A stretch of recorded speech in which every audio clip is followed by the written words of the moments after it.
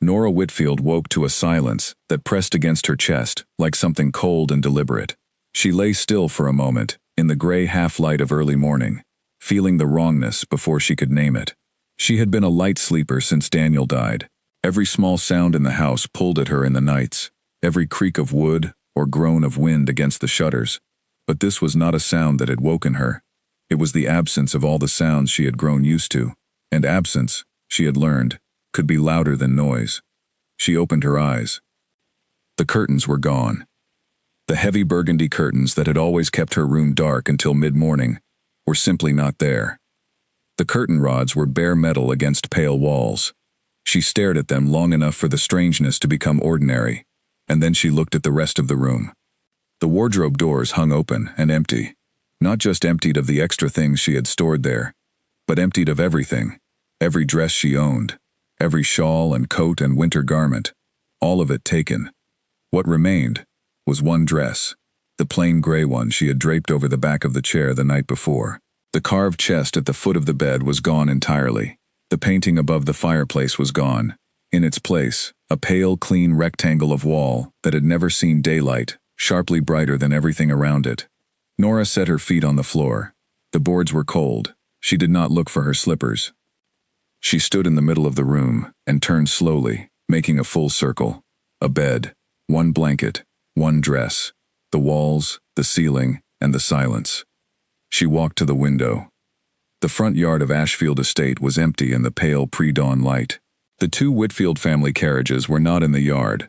The stable lantern that had burned through every dark morning for as long as she had lived in this house was cold and dark. The 3 dogs that had slept beside the kitchen door every night, without exception, were gone. The yard had the particular stillness of a place that has not simply been vacated for the morning, but abandoned entirely, cleared and left behind by people who do not intend to return. She pressed her palm flat against the cold glass. 4 years ago, she had married Daniel Whitfield in a ceremony held in the parlor of this very house. She had been 28 years old and quietly, completely happy, in love with a man who laughed easily and spoke to her like she was the most interesting person in any room they shared. His family had attended the wedding with the polished stiffness of people doing their duty. She had understood that from the beginning. She was not what they had wanted for their son. She was a schoolteacher's daughter from a small southern town, educated and practical, and entirely without the background the Whitfields considered appropriate for the heir to Ashfield Estate. But Daniel had met her at a market fair on a Tuesday in late spring, and had walked across the busy square to speak to her for no other reason than that he wanted to, and she had loved him for exactly that simplicity. He had died 14 months ago. The fever had come without warning, 11 days from his first complaint of a headache to the morning he stopped breathing. She had been beside him every one of those days. She had kept cold cloths on his forehead and read to him when he was conscious and talked to him softly when he was not, because she believed he could still hear her, and she wanted his last sounds to be something other than the noise of his own labored breathing. She had been alone with him in the room when he went. She had closed his eyes herself and sat quietly beside him for a long while before calling anyone. The Whitfields had arrived 5 days later, all 6 of them. Earl, Daniel's father, tall and gray, and certain of himself in the way that only men who have never had reason to question themselves become. Mabel, Daniel's mother, who in 4 years had never once looked at Nora with warmth. Not once, not even at the wedding. 2 of Daniel's brothers, a sister, and the sister's husband. They had filled the house within a day of arriving. They had gone through Daniel's study and his papers and his personal things, while Nora sat downstairs in her dark morning dress, still so raw with loss that she had barely registered what was happening around her until it had already begun. Earl had come to find her on the 2nd evening. He had sat across from her in the parlor with his hands folded on his knee and spoken to her, very carefully and slowly, the way someone speaks to a person they do not fully consider capable of understanding. He had told her the estate was not worth what Daniel had believed. The soil had been poor for years, the workers had gone. The last real harvest had been 3 seasons ago and had barely broken even. The debts were real, and the income was not, and the most sensible course was to sell. He had offered to manage the sale himself. She had understood, even in her grief, what that offer actually meant. She had said she needed time. He had said she should not take too long. That had been 4 months ago. In those 4 months, the Whitfields had removed things from the house in a slow and patient and inexorable way, always with a reason ready. This armchair had belonged to Daniel's grandmother and must be preserved. That clock had been a wedding gift to the family and could not be left in an empty house. These books were irreplaceable. She had objected twice and been listened to both times, with polished, blank incomprehension, and nothing had changed. Each objection had dissolved into the Whitfield certainty that they knew what was right, and that she would eventually understand it. Now they were gone, completely and without warning, in the night, without waking her, without a word. Nora turned away from the window and walked downstairs. She went through each room in the same unhurried way, taking in what was there and what was not. The dining room had been stripped of all its chairs except one pushed against the wall. The sideboard was gone, and with it, the good silver she had polished every week for 4 years. The kitchen was functional but hollow. The good copper pots were taken. What remained were the old ones with the cracked handles and the stained bottoms, the ones nobody had used since the estate had better. The pantry held flour, dried beans, salt, and the last of a jar of summer preserves she had made herself. She went to Daniel's study. The desk was there, and the bookshelves were there, but the shelves were half empty. The books worth money had been taken. What remained were old agricultural guides from 15 and 20 years ago, water damaged at the spines, covers worn soft from old use, and a stack of loose papers in various states of order. She sat in the chair that remained, the single chair, and opened the desk drawer. She read Daniel's will twice. The estate passed to her on his death. The land, the buildings, every physical element of Ashfield Estate, hers. He had told her this would be the case. He had pressed her hand during the worst of those 11 days and told her she and Clara would be provided for. She had believed him. He had also left her the debts. 3 of them, from 3 different parties. The first was owed to a land merchant named Harlow, for a sum that was not small. The second was owed to a firm that supplied farm equipment, the same equipment she had watched the Whitfield brothers load onto their carriages and drive away without a word 3 months ago. The third was owed to a man named Gerald Fitch, under terms she could not fully understand from the letter alone. She set the papers down on the desk and did not move for a while. She looked at the pale, clean rectangle above the fireplace where the painting had been. The estate was hers. The debts were hers. 300 acres of land that had not produced a real harvest in 3 years, surrounding a house that now contained almost nothing of use, in a region still recovering from 2 hard seasons of drought, with 3 villages close enough to walk to, and a 6-year-old daughter asleep upstairs. She thought about leaving. She considered it with full seriousness, because she believed that options only have real meaning if you genuinely consider them before setting them aside. She could take Clara and go. She could go south, to the town where she had grown up, or somewhere entirely new, and try to build a life with nothing. People did it. It was done. It was hard and uncertain, but it was a known kind of hard and uncertain. The problem was that here she had something those other places would not give her. Here she had land. 300 acres of land that the law said was hers and Clara's. Land that stood within reach of 3 villages that needed food. Land that had once been productive enough to supply the region and might, if she could understand it, be productive again. She pressed her fingers against the desk and looked at the papers and made a decision that was not dramatic and was not announced to anyone, because there was no one there to announce it to. She was staying, that was all. She was simply staying. She heard small feet on the stairs. Clara appeared in the study doorway in her faded blue dress, her dark hair loose from sleep, her face still soft with the last of it. She looked around the room in the automatic way she always did, checking the familiar, and then noticed the half-empty bookshelves. She tilted her head slightly, exactly the way Daniel used to tilt his head when something had changed and he was deciding what to make of it. She looked at her mother. Where did the books go? Nora stood and crossed the room and crouched in front of her daughter. She took Clara's small face in both hands. Clara's eyes were Daniel's eyes precisely, that particular gray-green that shifted slightly depending on the light, direct and unafraid. Some people took things they believed belonged to them, Nora said. Grandmother and grandfather? Yes. Clara thought this over with her characteristic patience. Will they come back? No, Nora said. They will not come back. A pause. Are we going to leave as well? Nora held her daughter's gaze. She thought of the document on the desk, and the fields outside the window, and the 3 villages within walking distance, and the debts she could not currently pay, and the land she did not yet know how to use. "No," she said, "we are staying." Clara weighed this. She was a child who believed what she was told by her mother, but not without first deciding that the belief was warranted. After a moment, she gave a single firm nod. "I am hungry," she said. "Come," Nora said, "we will find something." They went to the kitchen together. Nora lit the stove with what wood was still stacked near the hearth, and made flat bread from flour and water, cooking it slowly on the flat pan. She cut it in half, and gave the larger half to Clara, and ate the smaller half standing at the window, while Clara sat at the kitchen table, and ate with the focused attention of a child who is genuinely hungry. Outside, the morning light was spreading across the estate grounds. It was that particular early light that made things look cleaner than they were, pale gold and thin, touching the tops of the long field grass and making it glow briefly before settling into ordinary day. The old stone walls of the outbuildings caught the light well. The line of the north field edge was clear and solid. The old oak at the front of the property was enormous and healthy, which she noted without fully knowing yet what it meant to note it.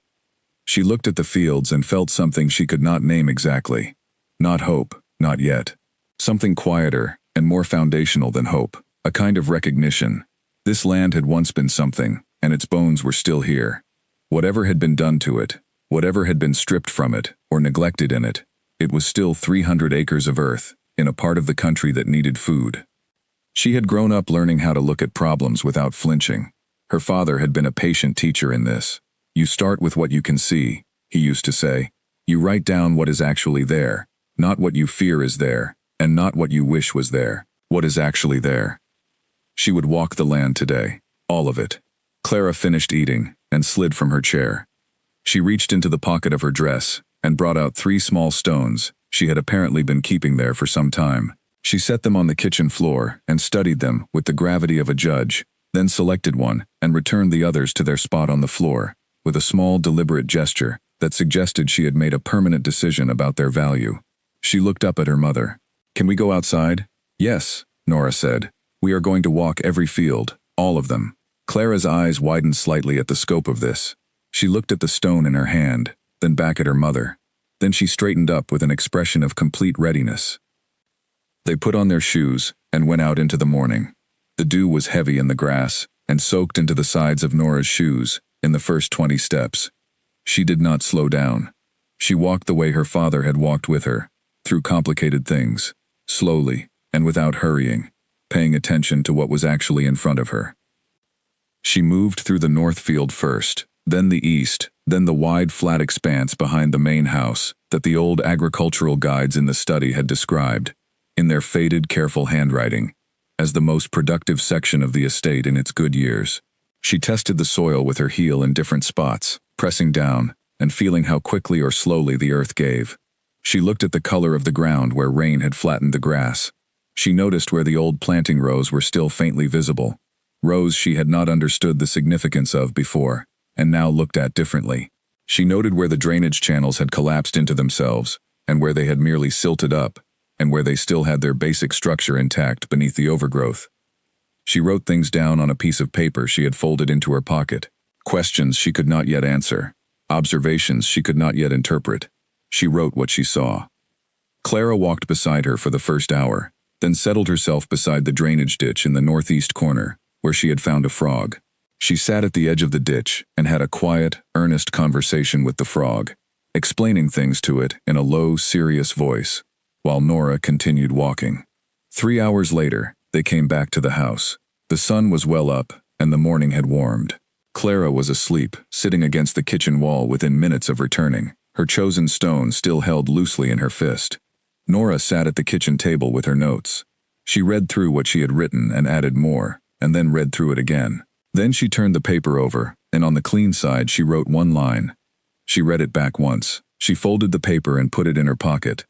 The line read, "This land fed people once, and it will feed them again."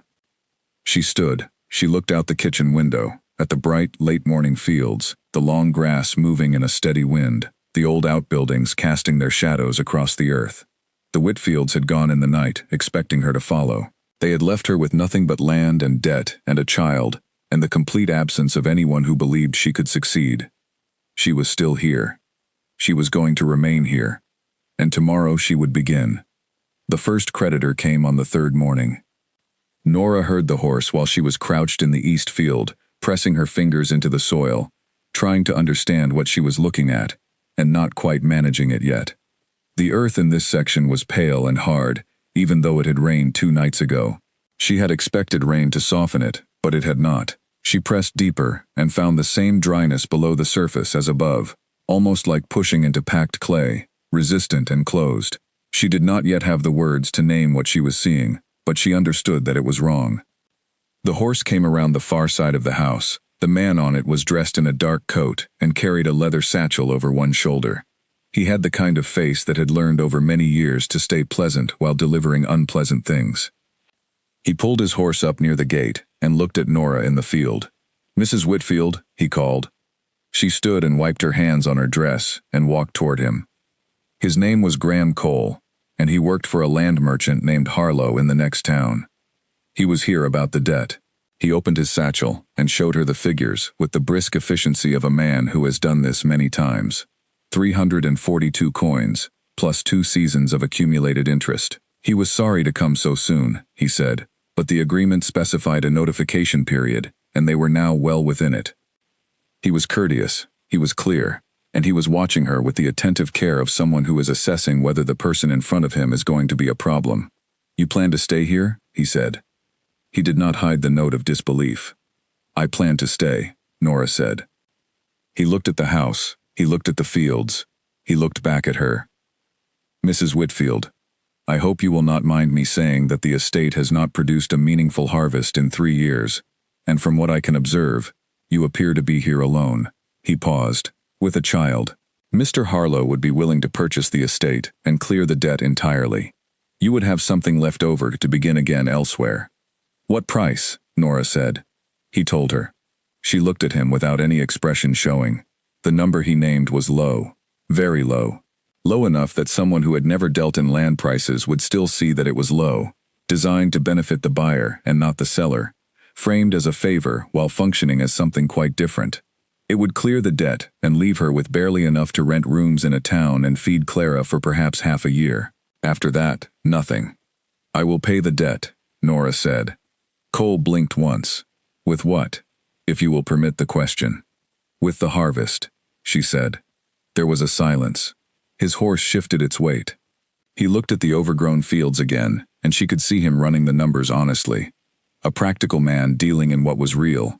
And what was real to him was dry earth and absent workers, and a woman with no resources and no apparent knowledge of what she was attempting. "There is no harvest yet," he said gently. "Not yet," she said. "The debt agreement allows 6 months before formal action. Give me the 6 months I am already owed." He was quiet for a moment. "The terms do allow that," he said slowly. "Then I am asking for what the terms already give me," she said. He nodded once, carefully.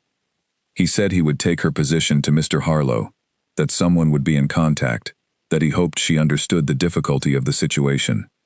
He said all of this in a way that was kind, and that also communicated clearly that he expected her to fail. He rode away. Nora watched him go until the sound of the horse faded on the road. Then she turned back to the house. Clara was at the kitchen window, her small face round and serious against the glass. She had been watching since the man arrived. Nora went back inside and sat at Daniel's desk. She spent the rest of that morning going through every paper in the study that she had not yet read. There were more than she had expected. Daniel had been meticulous about some things and careless about others. He had kept detailed personal notes, records of things that needed repairing on the estate, observations about the land from walks he had taken, even a partial history of the estate's productive years going back 3 decades. But his record of his financial obligations was scattered and incomplete, debts appearing in the margins of other documents, or buried in correspondence he had received and meant to reply to, but had not. By noon, she had found all 3 debts. She had arranged them on the desk in order of urgency. Graham Cole had come about the first. The second, to the equipment supplier, troubled her most, because the equipment was gone. The Whitfield brothers had taken it and left her with the bill, and she could not imagine how she was going to address a debt for machinery she no longer possessed. The third, Gerald Fitch's debt, remained partly unclear. The letter was formally worded, and the terms were described in language she suspected had been written specifically to be difficult to interpret without a lawyer's help. She pulled out a clean sheet of paper and made a list. On one side she wrote what she owed, and to whom. On the other side she wrote what she had. The first list was longer than the second, by a significant margin. She looked at both lists for a while, and then folded the paper and set it aside. In the afternoon, she went back out to the fields.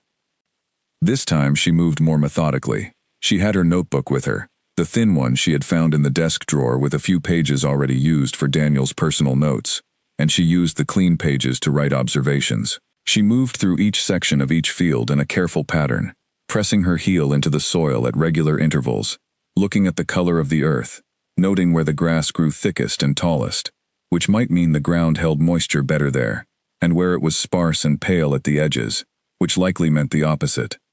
She was in the middle of the east field when she heard the gate latch. She turned.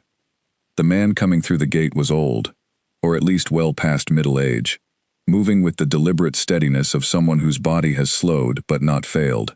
He wore work clothes that were worn at the elbows and knees but clean. He held his hat in his hands and turned it slowly by the brim as he walked toward her. "Mrs. Whitfield?" he said. "Yes," she said. "My name is George Aldrich," he said. "I worked this land for more than 20 years. For the family, before the Whitfields, and then for the early Whitfield years, when this estate still produced." He paused. He turned the hat another half rotation. "I heard the family left." "They did," she said. "I live in Hollow Creek now," he said. "Have done since the fields closed. I heard there was a woman staying behind." He looked at her steadily. "I thought I would come and see." She studied him. He had not offered help. He had come to look, and she understood the difference. He had the eyes of a man who was assessing something he cared about, reading the fields the way she had seen him reading the east field when he came through the gate, with an attention that went beyond the surface. "Are you interested in working the land again?" she asked. He turned the hat. He looked out over the east field. She could see in his eyes the particular way a person who knows a place deeply reads it, not looking at what is there, but seeing what was there, and what could be there. "I know this soil," he said at last. 20 years of it. I know where it drains and where it floods. I know which fields can be brought back fast, and which ones need patience." He paused. "I know what was done to it." That last sentence landed differently from the others. She noticed it. "What was done to it?" she said. He looked at her for a moment, assessing something. "Not today," he said. "First things first. You want the land to work. I can help you understand it. What I want in return is fair pay." He named a figure. It was modest. She told him honestly that she could not pay it yet, but could when the harvest came. He nodded. "I expected that," he said. "Pay when there is something to pay with. I am not going anywhere." He looked out at the field again. "First thing is the soil. We need to understand what went wrong before we can talk about fixing it." She held up her notebook. "I have spent this afternoon trying to do exactly that." He looked at the notebook. Something moved across his face. Not quite a smile. Something more careful than that. Closer to a revised assessment. "Show me," he said. They walked the east field together. George moved differently through it than she had, knowing where to go without a systematic pattern, going directly to the places that told him something. He crouched and picked up a handful of soil and rubbed it between his fingers and told her what he felt.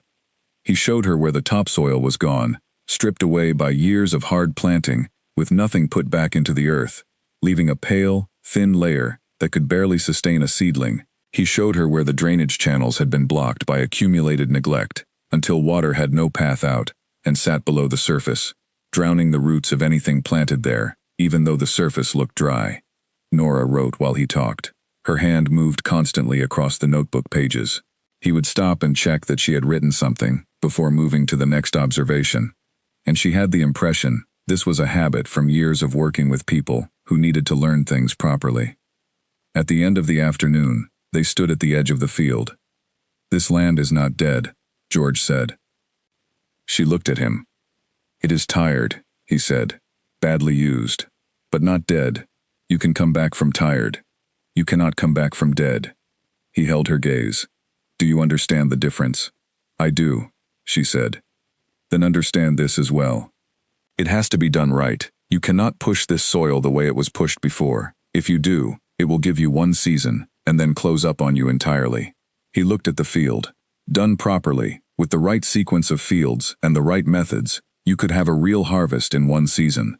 2 at the most if the weather does not cooperate. 1 season. She had 6 months before Graham Cole returned with something harder than a question.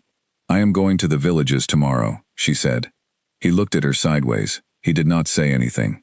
But something in that sideways look told her he had opinions about how that would go. She chose not to ask him. She would learn what the villages were going to be herself, tomorrow, by going and seeing. They parted at the gate as the light began to go. George walked back toward Hollow Creek without looking back. Nora went inside and sat at the kitchen table while Clara ate the last of the dried beans she had cooked that afternoon. And she added to her notes and thought about the East Field and about what George had said. He had said he knew what had been done to it.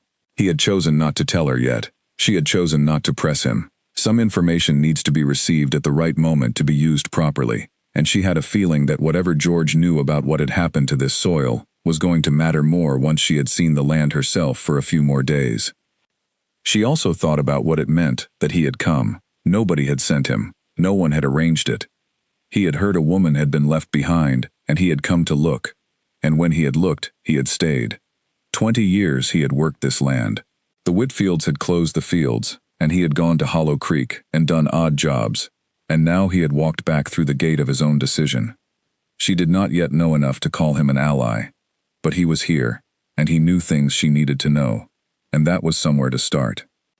That evening after Clara was asleep, Nora sat alone in the kitchen, with the 2 lists on the table in front of her. What she owed, what she had. She read them both again in the lamplight. Then she took a 3rd piece of paper and wrote a different kind of list. Not debts, and not assets, but steps. Things that needed to happen, and in what order, for any of the rest of it to have a chance. Step 1 was already done. She had met Graham Cole, and had not given him what he wanted. She had bought herself 6 months, by simply being clear about what the terms already allowed her. 6 months was real. 6 months was a season. Step 2 was the land itself. George would come back tomorrow, and they would begin the work of understanding what was actually there, and what it would take to bring it back. He had said it was not dead. She believed him. He had no reason to say it if it were not true. Step 3 was the villages. She did not know yet what she would find there. She did not know if they would listen, or close their doors, or something in between. But they were the 3 communities with the most to gain if this land produced again, and she could not do this alone. She would need more than George. She would need the people who were closest to this land, and had the most reason to want it alive again. She blew out the lamp. She sat in the dark for a moment, listening to the old house settle around her. Tomorrow she would go to Hollow Creek first. She would be honest about who she was and what she was trying to do. She would not make promises she could not yet keep. She would listen as much as she spoke. She went to bed in the bare room with the bare curtain rods, and she slept, which still surprised her a little, the fact that she managed to sleep at all through nights this heavy. In the morning, George was already at the gate when she came outside with her notebook and her questions. He was sitting on the stone wall beside it, not waiting exactly, just present, the way a man with a deep connection to a place occupies it without needing a reason. He had his hat on and his work clothes, and the same careful, unhurried quality he carried everywhere. He looked at her when she came through the gate. He looked at the notebook in her hand. "Before the villages," he said. "Let me show you the north section." She followed him to the northern field. He walked it with her for 2 hours that morning, teaching. He taught her how to read the color gradations in the soil as an indicator of what had happened to it, where the darker patches meant retained organic matter, and where the pale sections meant that organic layer was gone. He showed her how to check the water movement in a drainage channel by watching what the earth did in the minutes after he poured a small amount of water at the channel head. He taught her the names of what she was looking at, the words for the layers of the soil, and the words for the problems he was identifying, and the words for the corrections. She wrote everything down. By the time she set out for Hollow Creek in the late morning, she had 2 more pages of notes and a clearer picture than she had had the previous day. She still knew very little, but she was learning the questions to ask, which was, she had always believed, the first step to learning the answers. She walked the road north, toward Hollow Creek, with her notebook in her pocket, and the 6 months she had gained from Graham Cole, fixed in her mind, like a clock she could not stop from running, but could choose how to use. One season, one decision, made the right way, and then the next one, and the one after that. She walked faster. Hollow Creek was 40 minutes on foot up the northern road, and Nora arrived there before 10 in the morning, with her boots dusty and her notebook in her pocket, and the particular feeling of someone walking toward a door they are not certain will open. The village showed itself gradually as she came around the long bend in the road.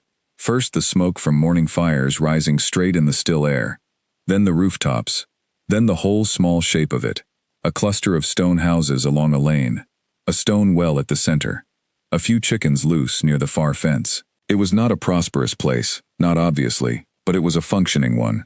Things were repaired rather than replaced. The gardens that ran along the backs of the houses were being worked. Firewood was stacked with careful organization. These were people who had been managing carefully for a long time, and who understood the value of not wasting anything. She had been here twice before with Daniel, briefly on both occasions, and she had not paid the kind of attention then that she was paying now. 2 men were repairing a fence near the edge of the village when she arrived. They looked up as she came down the lane. One of them she did not know. The other she half recognized, a farmer she had seen at the market in town once, whose name she could not bring forward. "Good morning," she said. "I am looking for whoever leads this community, or whoever I should speak to about Ashfield Estate." The man she half recognized looked at her with an expression that did not shift. "What about the estate?" he said. "I am Nora Whitfield," she said. "Daniel Whitfield was my husband. I have stayed on at Ashfield after his family left. I would like to speak to your community about what I am planning for the land." The 2 men looked at each other. The one she did not know turned back to the fence without a word. The one she half recognized held her gaze for a moment longer. "Best speak to Edgar Watts," he said. "Blue door, far end of the lane." She thanked him, and walked on. Edgar Watts was a broad man in his 50s, with gray at his temples, and a way of standing with his weight settled evenly, that suggested he was not easily moved in any direction. He was in his doorway when she arrived, as though he had already heard she was coming, which was possible in a village this size. He did not invite her in. He stood in the doorway and listened to her speak. She told him clearly what she was trying to do. She told him about the land, and the debts, and her intention to plant and harvest. She told him she was looking for people to work sections of the estate in exchange for a share of what those sections produced. She was honest about where she was starting from, and about what she did not yet know. She did not promise outcomes she could not guarantee. When she finished, he was quiet for a moment. "Your husband's family had arrangements with families here for 3 seasons, he said. He spoke without heat, with the flat precision of someone reciting facts that had been reviewed and confirmed many times. They took labor for the harvest, and paid half of what they had agreed. They promised drainage work on the north end of our fields, and the work was never done. When the estate fields closed, and the men had to come home from the harvest, 2 families here had nothing to show for a full season's work." He paused. "The name Whitfield means something specific to this village. It does not mean what you are describing to me now. I cannot change what was done before I arrived," she said. "I cannot undo what those people did. But I am not those people. And what I am building is different in its structure from anything that was done before." "You are living in their house," he said. "I am living in the house that belongs to me now," she said. He looked at her with the weighing consideration of a man who does not decide things quickly. "Come back when there is something real to show me," he said. "Words are not enough. Come back when you have something growing." He did not close the door rudely. He simply stepped back inside and was gone. Nora stood on the step for a moment. Then she turned and walked back up the lane. She was almost at the edge of the village when a woman came out of a house to her left, carrying a basket of washing, balanced on her hip. She was perhaps 40, with dark eyes that moved quickly, and a practical economy in her movements. She looked at Nora directly, which was more than most of the people Nora had passed in the lane had managed. "You are the Whitfield woman," the woman said. It was not a question. "Yes," Nora said. The woman looked at her for a moment with those direct eyes. "I am Ruth Palmer," she said. "Edgar will not be easy to move. He has reasons. I heard some of them, Nora said. Not all of them, Ruth said. The drainage he mentioned. That was my husband's land, that flooded because of it. We lost 2 acres that season. We have not recovered them. She balanced the basket on her hip. She said this with the plainness of a fact, no bitterness, no performance of pain, just information. I am sorry, Nora said. Ruth looked at her for another moment. Then she picked up her basket and went around to the back of her house without another word. Nora walked to the road. She had not expected warmth, and she had not received any. She had received honesty, which was more useful than warmth, and considerably harder to find. Bramblewick was to the east, closer to an hour's walk, and she arrived there before midday. It was a larger village than Hollow Creek, more formal-looking, with a central square and a church at one end, and what appeared to be a meeting hall at the other.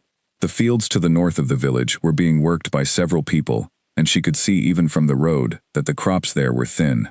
The yield from those fields was going to be poor this season. Arthur Dale was easy to find, because several different people directed her to him without being asked, which told her everything she needed to know about his position in the community. He was in his 60s, lean and very upright, with the bearing of someone who has held authority for a long time and has come to regard it as a natural condition. He was inspecting the frame of a barn door when she found him, and he looked at her approach with an expression that said he had already been informed she was in the village. She introduced herself. He gave a short nod. I know who you are, he said. I saw you once with your husband, years back. She told him what she was attempting. She kept it brief and clear, not overselling and not understating. The estate land, the intent to restore it, a cooperative arrangement where families from the surrounding villages would work defined sections in exchange for a share of the yield. She told him she was at the beginning of this and was looking for people who might want to be part of building it. Arthur Dale listened. He looked at her hands, which were dirty from the morning in the field. He looked at her boots, dusty from the road. He looked back at her face, with the same weighing attention Edgar Watts had given her. The estate has not produced in 3 years, he said. I know, she said. The soil is damaged, he said. I am working on that, she said. With what knowledge, he said. She did not hesitate. With George Aldrich's knowledge, she said. He worked that land for 20 years, and he came back to help me understand it. Something shifted in Arthur Dale's face when she said George's name. Not warmth exactly, more like a recalibration of what he was looking at. George came back, he said. He arrived 2 days ago, she said, of his own decision.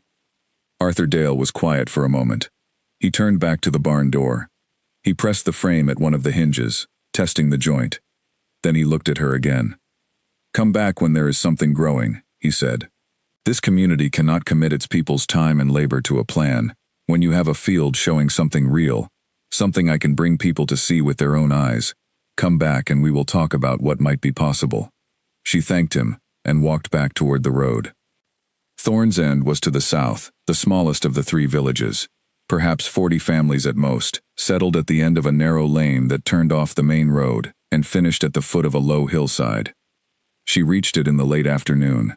Her feet ached from the road, but she kept the same pace she had held since morning. Edith Marsh was the person everyone in Thorn's End pointed her toward, an older woman, perhaps 70, small and very straight, with white hair she wore simply, and eyes that had the quality of looking at you, and also past you at the same time, as though she was comparing what you were saying to some internal record she kept of similar things. She received Nora in her front room, which was clean, and smelled of dried herbs, and had the particular orderliness of a person who thinks carefully about where things belong. Nora sat across from her, and told her the same thing she had told Edgar and Arthur, the same honesty and the same clarity. Edith listened without interrupting. She listened with the full attention of someone who has learned that most of what people reveal about themselves, they reveal in how they choose to say things, not just in what they say. When Nora finished, Edith folded her hands in her lap. This village has been careful, Edith said. Since the drought 2 seasons ago, we have had to be very careful about where we put our people's effort. We cannot afford to commit to something that fails. The cost of a failed commitment would be worse for us than staying cautious. She looked at Nora steadily. What you are describing, if it works, is exactly what this community needs. We have people who are good farmers, and no land of their own to farm. We have debt and limited supply, and no clear path out of either. A pause. So I am not saying no. But you need to see something real first, Nora said. Show me something that deserves a yes, Edith said, and I will come and see it myself. If it deserves a yes, I will say so. Nora walked home as the daylight faded. The road was long and the day had been longer, and by the time the estate gate came into view, she was tired, in the specific way of someone who has spent a full day walking and talking and receiving refusals with careful attention. 3 communities, 3 sets of reasons, no commitments given. But she had heard things in all 3 refusals that she had not heard in the Whitfield version of events. Edgar Watts had told her exactly what the Whitfield family had done to Hollow Creek's trust. Arthur Dale had told her what he needed to see before he would move, and he had moved slightly when she had mentioned George's name. Edith Marsh had told her the door was open if she could bring something real to it, and Ruth Palmer had given her her name and told her things she had not been asked to tell. These were not the responses of people who had decided against her. These were the responses of people who had been burned and were being careful, and were watching to see whether she was different from what they had experienced before.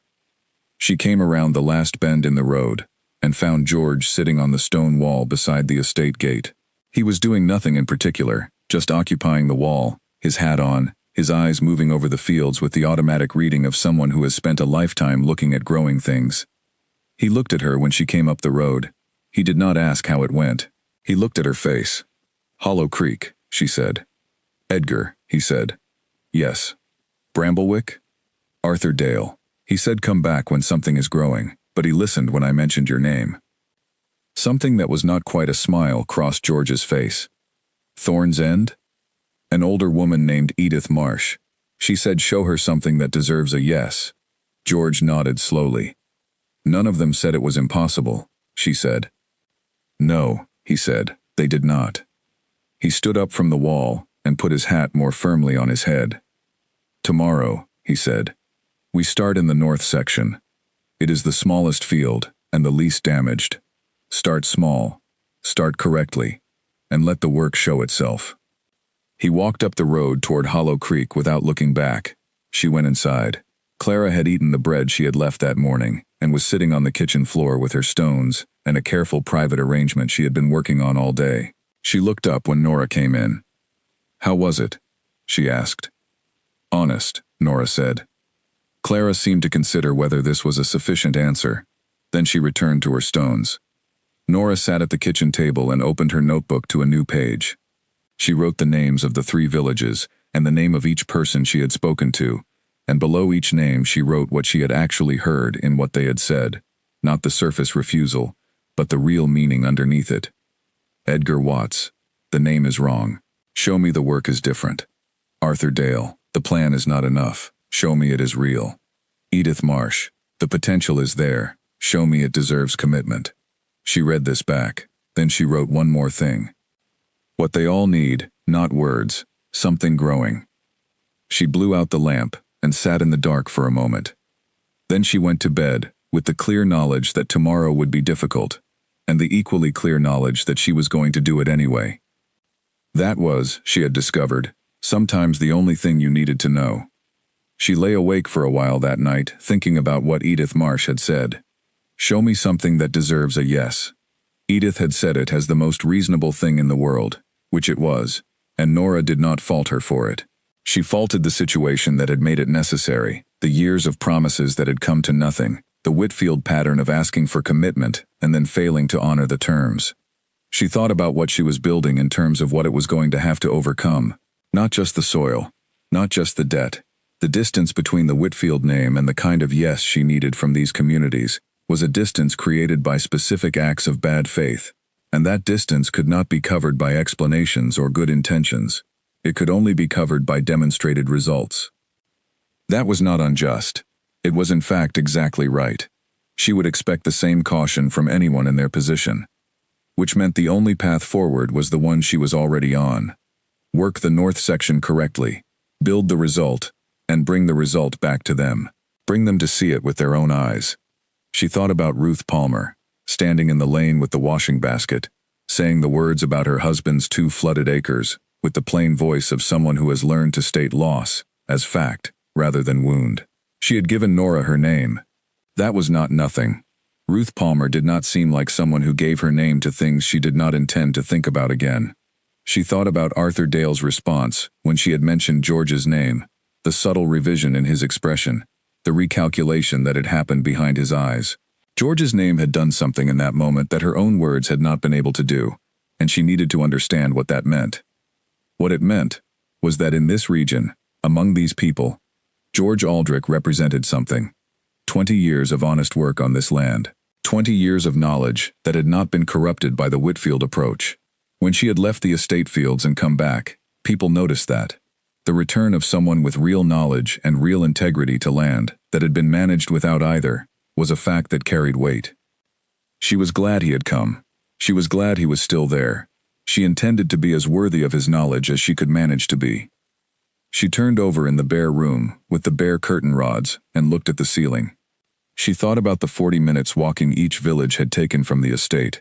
3 villages in a rough triangle, all of them within an hour, all of them close enough to the land that their connection to it was not abstract. It was daily.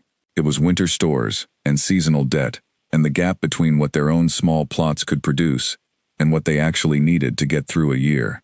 That gap was what she was working to fill, not out of charity, on terms that were clear and fair and written down. Terms that gave the villages something real in exchange for their commitment, not promises or estimates, but a fixed share of a harvest they would work alongside her to produce. She had not been able to say all of this to Edgar Watts, or Arthur Dale, or Edith Marsh, in a way that moved them. They had heard proposals before. They had heard promises before.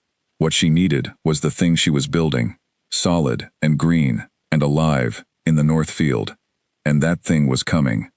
She closed her eyes. She would be up before sunrise. There was work to do, and the work was the argument that mattered.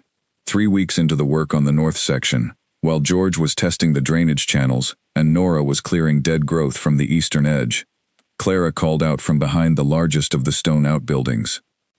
"There is a door back here," she said. Nora set down her clearing tool. "What kind of door?" "A small one," Clara said, "in the ground."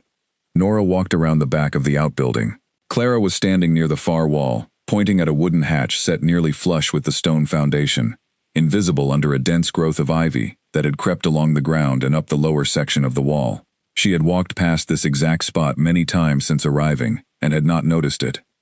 She cleared the ivy back with her hands. The hatch was old oak planks bound with iron, heavy, with a latch that had rusted almost fully open. She pulled, and it resisted, and then gave suddenly, with a groan of hinges that had not moved in years. Underneath was a set of stone steps leading down into darkness. George came around the building. He stood beside her and looked down the steps. "There was a cellar," he said slowly. "I had forgotten it entirely. The first estate manager used it for documents and records. When the Whitfields took over, I thought they had cleared it." He studied the entrance more carefully. Apparently not. Nora fetched the lamp from the kitchen. She went down first. The cellar was low and cold and smelled of old stone and dry paper. Along one wall was a set of wooden shelves, mostly empty, holding a few old tools and 2 glass jars of something long preserved. But against the far wall, under a length of heavy canvas that had kept it mostly dry through the years, was a trunk. It was locked. Nora went back up and found an old iron tool in the outbuilding that served well enough to break open the latch. Inside was paper. A great deal of paper. Ledger books, 15 of them, stacked in careful rows. Correspondence, tied in bundles. A set of hand-drawn maps of the estate and all its fields.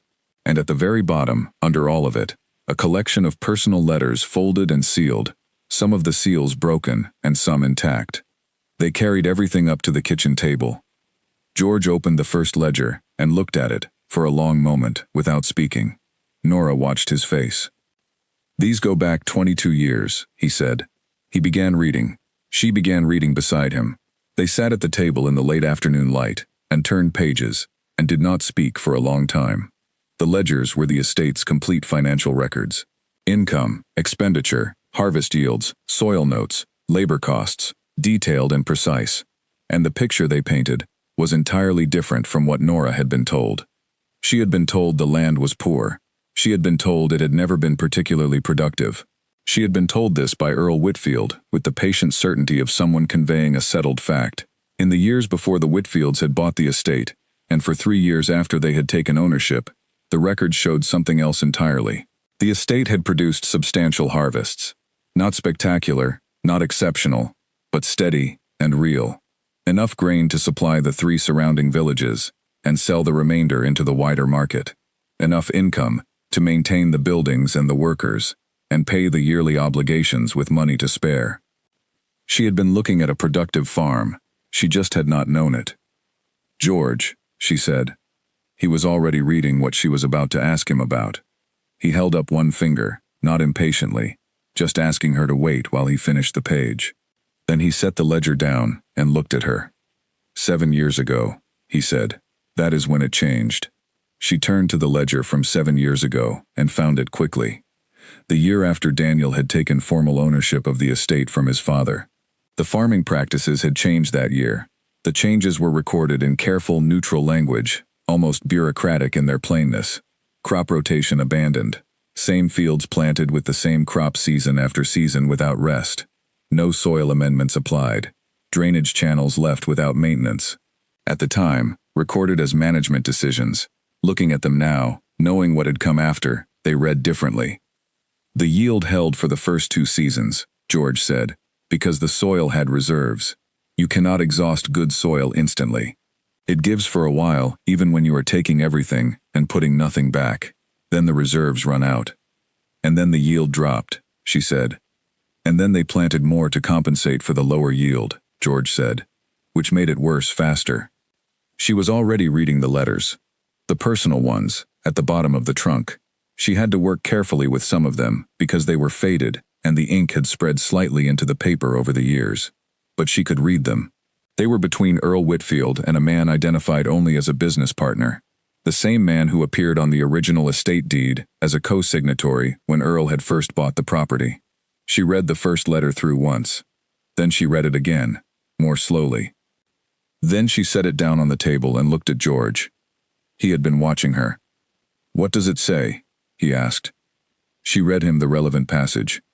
The letter was dated 12 years ago, shortly after Daniel and Nora had married. In it, Earl wrote to his business partner about the estate, and about what he called the problem of Daniel's wife, by which he appeared to mean Nora herself, her presence at Ashfield, and what it meant for his plans for the property. He explained that the estate had always been intended as a temporary asset, to be sold within a decade for a profit. Daniel's decision to treat it as a permanent home and to build something lasting there was, in Earl's words, an inconvenience. The solution, Earl wrote, was patience. In the second letter, sent a year later, the patience had become more specific. Earl described what he called a management correction to the estate's farming approach. He described it in terms of efficiency and resource management. He did not describe it as what it was, which was the deliberate overworking of the soil without restoration, calculated to reduce the estate's productivity, season by season, until the land was worth very little to anyone who did not know its real history.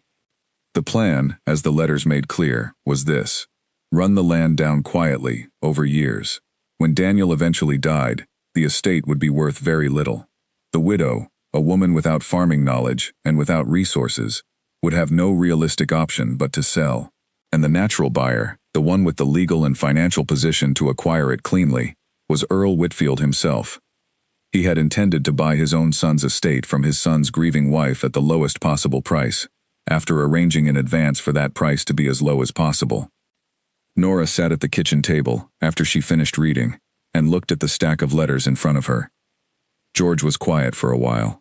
"I suspected something was deliberately wrong," he said.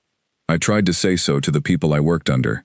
I was heard the way a farmhand is heard by people who have already decided what they know." He looked at the letters. "I did not have proof. Now I do." She looked at the maps spread across the table, the original drainage lines, the original field divisions, the records of what this land had been, before one man decided it was more valuable ruined than whole. She thought about Hollow Creek, about Edgar Watts telling her that Whitfield men had promised drainage work on the north end of his village's fields and never come through. She thought about what it meant that the estate's own drainage had been deliberately neglected at the same time. She thought about what Edgar's 2 lost acres of flooded land had to do with an estate drainage system that had been allowed to fail on purpose. She thought about Bramblewick and Thorn's End and what it meant for those communities to have lost their grain supply, not because the land was genuinely failing, but because one person had decided to make it fail. George was looking at her. "They know the estate stopped producing," she said. "They don't know why." "No," he said. She gathered the letters carefully and read through the ones she had not yet fully processed. 2 more contained relevant passages. One described a specific meeting between Earl and the equipment supplier, a meeting that had occurred 2 years before Nora ever arrived at the estate, in which the supply arrangement for farm machinery had been structured in a way that made it easy to remove the machinery later, while leaving the payment obligation in place. He had planned the equipment debt from the beginning, as part of the same strategy. The other letter described Daniel. She read that one more carefully than the others. It was from after Daniel's illness had started, written while he was still alive. Earl described his son as someone who had good instincts but poor judgment about people, which she understood was his way of saying Daniel had made the mistake of marrying her. He expressed confidence that the situation at the estate would resolve itself in the near term, which was a way of saying he expected Daniel to die and for his plan to proceed. She folded this letter separately from the others.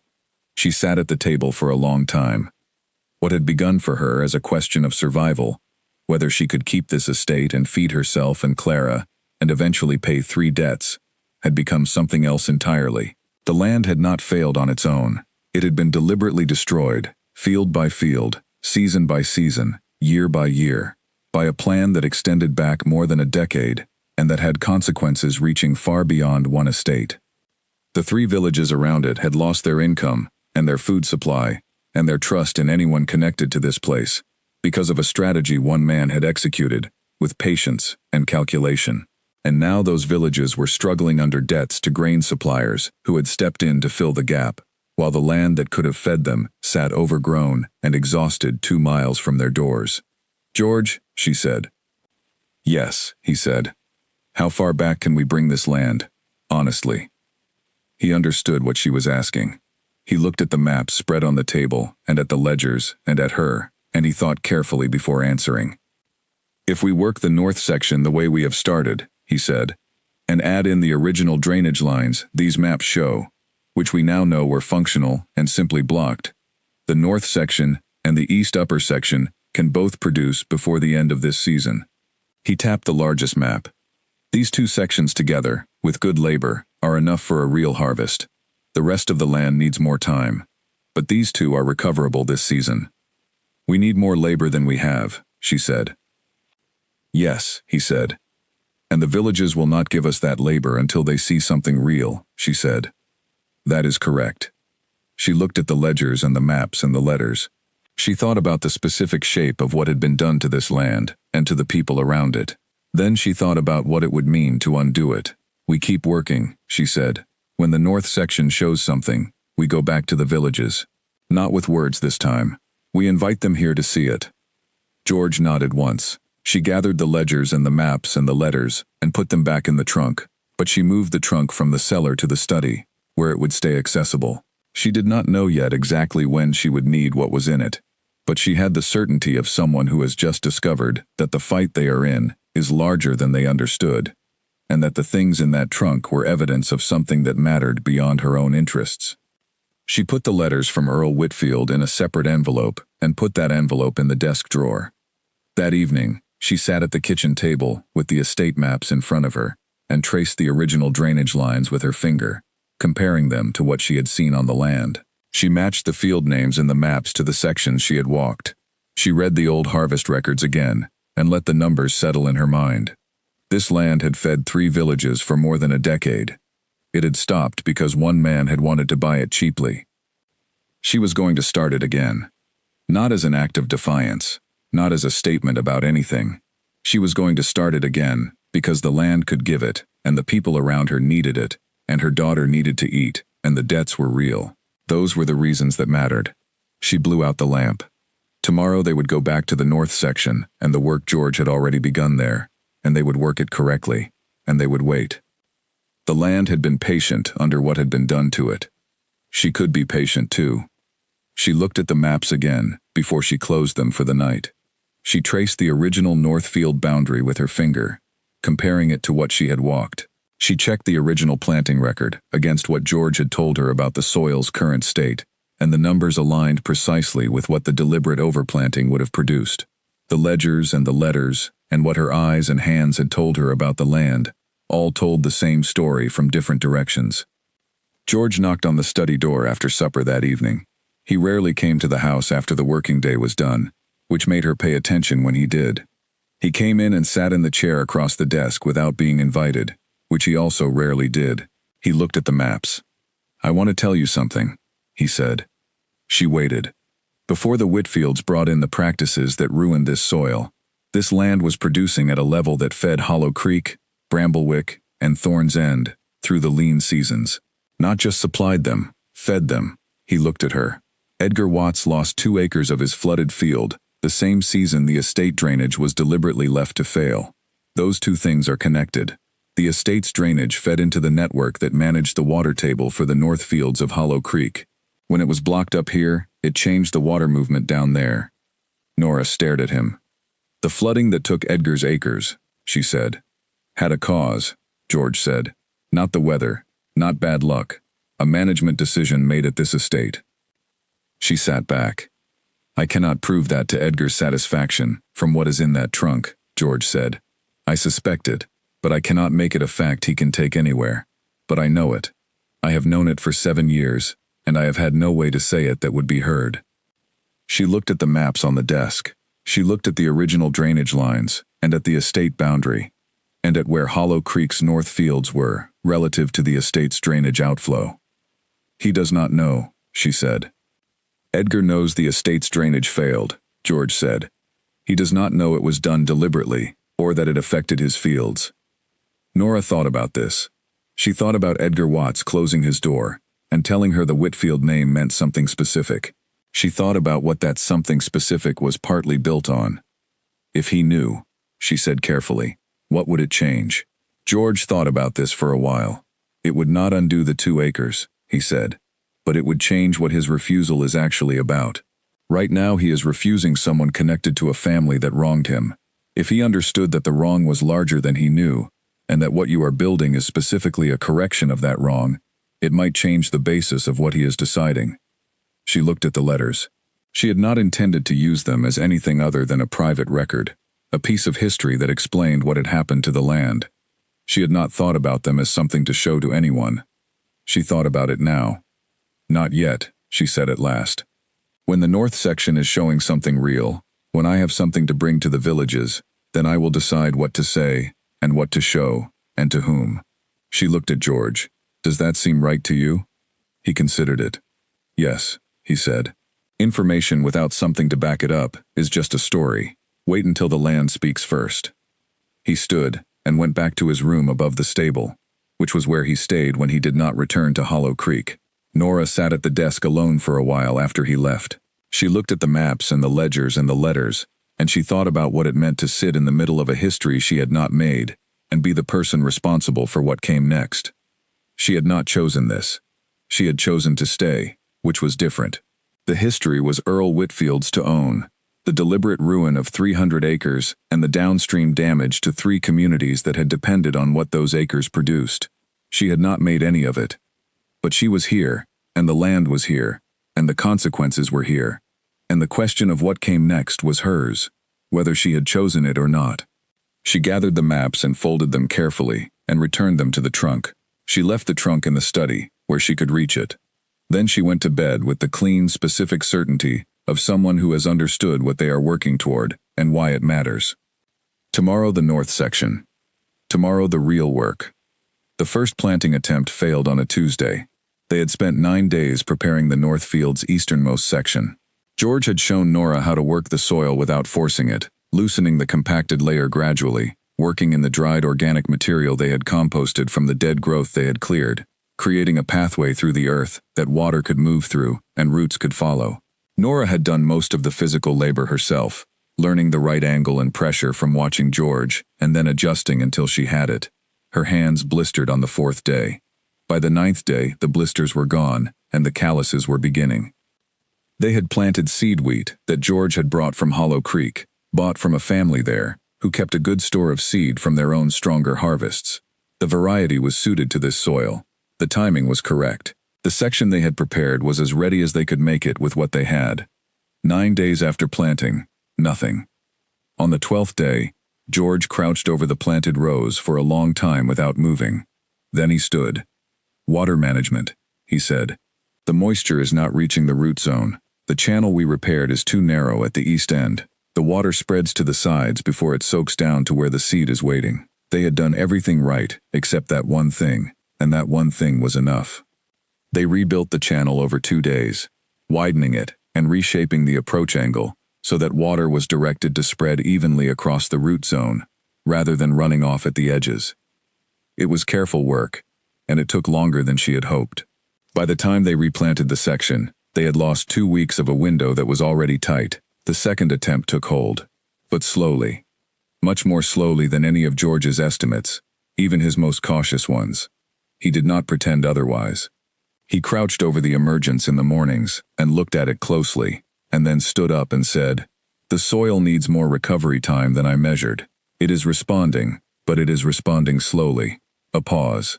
"This is not failure. This is the soil, telling us what it needs. We adjust." She wrote that down. They adjusted. George identified 2 sections of the north field, where the soil was in better condition than the section they had started with. A little darker, holding moisture more consistently, with more of the organic layer still present. They shifted their work there. The section they had originally prepared they left alone to rest and gather what it needed, and move to the more capable ground. It meant the total planting area was smaller than she had planned. The overall harvest potential was lower than she had hoped. She did the numbers 3 times, and each time arrived at the same place. What the north field could realistically yield, even if everything went well from here, was not enough to pay the full Harlow debt. It was enough for a meaningful partial payment. It was not enough to satisfy the terms. She needed more land producing. She needed the east upper section as well. To manage the east upper section properly, she needed more labor than she and George could provide between them. And to get more labor, she needed people from the villages to commit. And the villages had told her to come back when there was something growing. And what was growing in the north field was real, but it was small and slow, and she could not yet bring anyone to look at it and call it proof of anything substantial. She kept working. George taught her things that could not be written down in a single lesson or understood from a single walk of the field. He taught her how to read the way the grass grew at the field's edge as an indicator of what was happening to the soil below. He taught her how the angle of the morning light across the planted rows could show you water distribution issues that were not visible from above. He showed her how to check the drainage channels, not just for blockage, but for the subtler problem of a channel that was open but running at the wrong gradient, carrying water too fast to soak properly into the sections beside it. She wrote all of it down. She wrote it in the notebook, and then rewrote the important parts on larger pages she kept in the study, organized by field section and by problem type, building a reference she could return to. Her father had taught her that knowledge only became yours when you could explain it to someone else. She tested this by explaining things to Clara in the evenings, and when Clara's questions exposed gaps in her understanding, she went back to George and asked him about the gaps. George always answered. He was not a man given to praise or encouragement in any conventional sense. He did not tell her she was doing well, or that she should be proud of her progress. What he did, which she had come to recognize as the equivalent, was to gradually stop explaining the intermediate steps when he taught her something new. In the early weeks he had explained everything from the beginning, assuming she knew nothing, which had been accurate. As the weeks passed, he began explaining from whatever point she had already reached, which meant he was tracking what she understood and building on it. And that was its own kind of recognition. Clara was not well. It came on gradually, the way things do when you are watching something closely, and each small change is too incremental to alarm you, until several increments have accumulated into something alarming. She was less hungry than usual. She was tired in the middle of the day, when she was normally full of energy. Her color had gone slightly off, Not dramatically, but enough. The particular paleness that appears when a body is not getting what it needs. There were shadows under her eyes in the mornings. Nora watched her daughter and said nothing about it, which was not the same as not thinking about it. She thought about it constantly. She cooked the best meals she could from what was available, but what was available was beans and flour and the preserves she was trying to make last, and those things together did not make up the variety a growing child needed. A child needed eggs and vegetables and some protein and the kind of daily variation that kept the body in balance, and she was providing none of that. She went to George one morning and told him plainly. He listened to her without interrupting. Then he said, "I can bring something from Hollow Creek. There are families there with kitchen gardens producing well. I can barter for a share." "With what?" she said. "With a word," he said. "Not a contract. Not a promise I cannot yet guarantee. Just a word, given and received, that when this harvest comes, the family that helps now will have access to what it produces." He looked at her. People in Hollow Creek understand what a word between people is worth, even if they are cautious about the estate name. She had spent weeks working to build something on paper, and on clarity, and on terms that everyone could see and check. She believed in written arrangements. She had learned from the ledgers in the cellar exactly what happened when arrangements were not written down and verified. She did not like relying on anything informal. But she also could not let Clara get thinner while she waited for the right conditions to ask for help. She let him do it. George returned 2 days later with a cloth bag containing eggs, dried vegetables, a small amount of preserved fish, and a portion of dried fruit. He set it on the kitchen table without ceremony. "Who?" she said. "Ruth Palmer," he said. She looked at him. He looked back at her, without adding anything to the name. She thanked him. She made Clara a proper meal that evening, watching her daughter eat with the focused attention of someone who has been carrying a worry and is watching to see whether it eases. Clara ate well. She ate more than she had in several days, and the quality of her attention at the table was different from what it had been. More present, less absent. "This is good," Clara said, meaning the food. "Yes," Nora said. "Did someone bring it?" "George arranged it," Nora said. Clara thought about this. "Is George going to stay?" she said.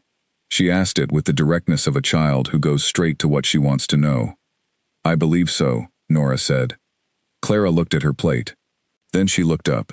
"He knows things," she said. This was not a simple observation, but a specific recognition, as though Clara had been assessing something for weeks and had arrived at a conclusion she was ready to state. "He does," Nora said. Clara returned to her meal. The work continued without interruption. Nora was in the fields by first light every morning. George was there most days. On the days he was not, she worked alone, from the notes she had accumulated, applying what he had taught her to the problems the land presented. She made mistakes. She noted each one in the notebook without judgment and corrected them. She made new mistakes and noted and corrected those in turn. She was learning that the relationship between a farmer and their land was more accurately a conversation than a transaction. The land responded to what she did and what she put into it. What she did changed based on what the land showed her it needed. The conversation had to be conducted carefully and without impatience. The same qualities her father had believed were essential to everything worth doing. 4 weeks into the work on the north section, on a morning when she was alone in the field checking the new growth in the second planted section, she heard the estate gate. She looked up. Ruth Palmer was standing at the gate with a cloth bag over her shoulder. She was not looking at Nora. She was looking at the field. Nora walked over. "Good morning," she said. Ruth looked at her briefly. "I am not here to discuss anything," she said. "I thought I might look at what you are doing. That is all, if you have no objection." "No objection," Nora said. Ruth came through the gate. She walked into the north field and moved through it the way someone moves through a space they know how to read, not looking at the surface, but taking in the whole condition of the thing. She crouched at one of the planted sections and looked closely at the emerging growth. She pressed her fingers into the earth beside the seedling rows, feeling the moisture level and the texture below the surface. She looked at the distance between the rows and the color of the seedlings. She stood and walked the full length of that section and came back. All of this she did without speaking. Nora worked nearby and did not interrupt. because she had already understood that Ruth Palmer's silences were not a sign of absence but of full attention. After perhaps 20 minutes, Ruth stood and looked at the south end of the section. "The drainage angle is slightly wrong on the south end," she said. "The water is spreading too far to the east. You need to reshape the channel head 3 inches to the left. You are losing moisture to the edge of the section, instead of directing it to the root zone." Nora went and looked at where Ruth was pointing. She looked at the channel head, and at the way the earth looked at the edges of the section compared to the middle. She could see it. She had not seen it before, but with Ruth's direction it was immediately clear. "Thank you," she said. Ruth picked up her bag. "I am not saying yes to anything," she said. "I came to look. I have looked." She paused for just a moment at the gate. "Fix the channel head." She walked back up the road toward Hollow Creek. Nora stood in the field for a moment after she had gone. Then she went to the channel head and reshaped it 3 inches to the left, and the next time she watered the section, she watched the distribution carefully and saw the difference immediately. The moisture was spreading evenly now, reaching the outer rows it had been missing. She wrote it in the notebook. Then on a separate page she wrote about Ruth Palmer, not about her as a potential cooperative member, but about the quality of what she had shown her. Ruth had looked at that section for 20 minutes and found something Nora and George had both missed. That was not something you set aside. That evening she sat at the kitchen table for a long time without writing. She was thinking about what the past weeks had actually taught her, not about soil or drainage specifically, but about the nature of what she was doing. She was learning. She was failing at specific things, and learning from each failure, and succeeding at the next attempt, and then encountering new failures. And none of this was a problem. This was the process. This was exactly what the work was. The land was recovering, and she was recovering alongside it, both of them coming back from something through the same mechanism. Correct work applied consistently without forcing results before they were ready. She opened the notebook to a new page and wrote one question. The question was, what do I need to do next to make the east upper section ready in time? She read the question back. Then she began to write the answer. Everything she knew about what the east section would need, and what she could do now, and what she still lacked, and where those gaps might be filled. She wrote until the lamp burned low. Then she went to check on Clara, who was asleep, with her fist curled under her chin, and her color already slightly better than it had been a week ago. Nora stood in the doorway for a moment. Then she went to bed. Tomorrow the north section would be a little further along. Tomorrow she would assess and plan and work, as she had every day since the morning she had woken, to the silence and the empty curtain rods, and made her decision. She was still here. And the land was answering. Slowly, carefully, but answering. She thought about something George had said in the first week, when the initial planting had failed, and she had stood looking at the empty rows, without saying anything. He had stood beside her and said nothing for a while, and then he had said, "The difference between a good farmer and a bad one is not that bad things don't happen to the good one. It is that the good one adjusts and continues." She had written that down. She thought about it now in the context of Clara, who was 8 weeks into being less well than she should be, and who had not complained about any of it, who had simply continued being Clara, asking questions and collecting stones and talking to George when he came, and helping with what she could help with. Children adjusted and continued with a naturalness that adults sometimes lost somewhere in the middle of becoming adults. She intended not to lose it. She added 4 more pages to the notebook that evening, writing what she planned to do differently in the east section when the time came to prepare it. She wrote about the drainage angle correction Ruth had shown her, and why it mattered, and what it had taught her about how to read the surface of a section before assuming the distribution was correct. She wrote about the specific difference between soil that is dry because it lacks moisture and soil that is dry at the surface because the moisture is pooling below the drainage line instead of moving through properly, and how you told the difference and what you did about each. She was building a record not just of what had happened, but of what she had understood from what had happened. Observations became knowledge when you wrote down not just the observation, but the reasoning from it. Her father had believed this. She was finding it to be true. She closed the notebook and sat for a while in the quiet kitchen. Clara was asleep. George had gone back to Hollow Creek for the evening. The estate was quiet around her, in the way estates are quiet. Not the quiet of emptiness, but the quiet of a place that is occupied and resting. The north field outside the window was dark, but it was there. She went to bed and lay still, and thought about the east section, which she had been avoiding thinking about directly, because the east section required more people and more time than she currently had, and the window for it was closing, and she did not yet know how to solve both problems simultaneously. She thought about it until she was too tired to think anymore, and then she slept. In the morning, George was already at the gate. George saw it first. He was in the north field before Nora that morning, which was unusual because he generally arrived after her. She came through the gate in the early light and found him already crouched in the second planted section, very still, looking at something close to the ground. She crossed the field to him without hurrying.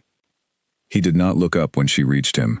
He was looking at the seedlings in the second section with the full concentration of someone who is verifying something before saying anything about it. She crouched beside him. The seedlings in this section had, at some point in the past 2 days, moved from the tentative fragile quality of very early emergence into something different. They were still small, but they had the color of things that were actually growing rather than merely surviving. A clear, healthy green, dense along the rows, even. The earth around their bases was holding moisture the right way, not sitting on the surface but drawing down into the soil at the rate that root systems need. They stayed crouched beside each other for a while, both looking. Then George said, "This section will produce." She heard what he was not saying. That this section, right here, this one, was the thing she had in front of her. And that one certain thing was worth more than any number of hopeful estimates. "How much?" she said. He looked over the section carefully. He was not guessing. He was reading what was there and translating it into numbers. "Not the full harvest you need to clear all the debt," he said finally, "but a real harvest, one that means something." He paused. "Enough to show people."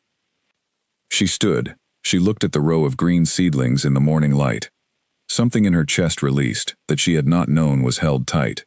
She did not say anything, because nothing needed saying at that moment. She looked at what was there and let it be what it was. George stood beside her. "We need more labor," he said. "This section will produce, but the north section alone is not sufficient for the full plan. The east upper section needs to go in before the window closes." He looked at her. "It is time to go back to the villages. But this time you take them here." "Yes," she said. She planned it carefully, because the way she went back to the villages mattered as much as the timing. Edith Marsh had said, "Show me something that deserves a yes." Arthur Dale had said, "Come back when there is something growing."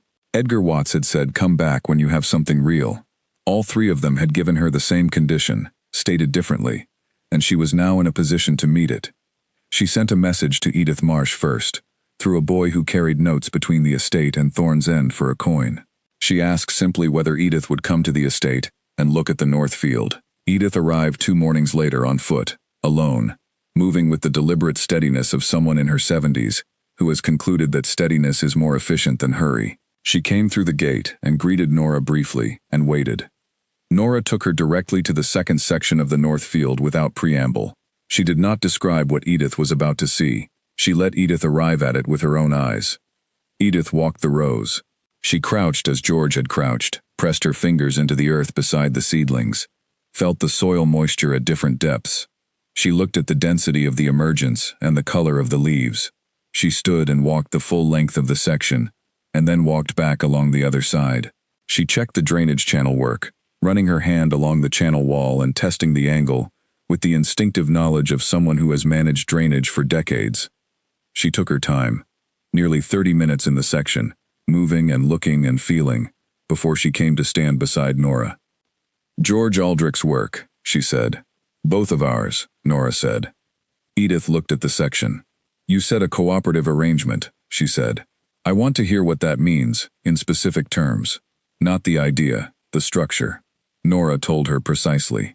Families from the 3 villages would work defined sections of the estate in exchange for a fixed share of what those sections produced. The shares would be agreed in writing before any work began, not adjusted after the harvest. The estate provided the land and the drainage infrastructure. Cooperative members provided the labor. George provided the agricultural knowledge and direction. "The east upper section," Nora said. "It is ready to be prepared and planted, but I do not have enough people to do it properly within the time available.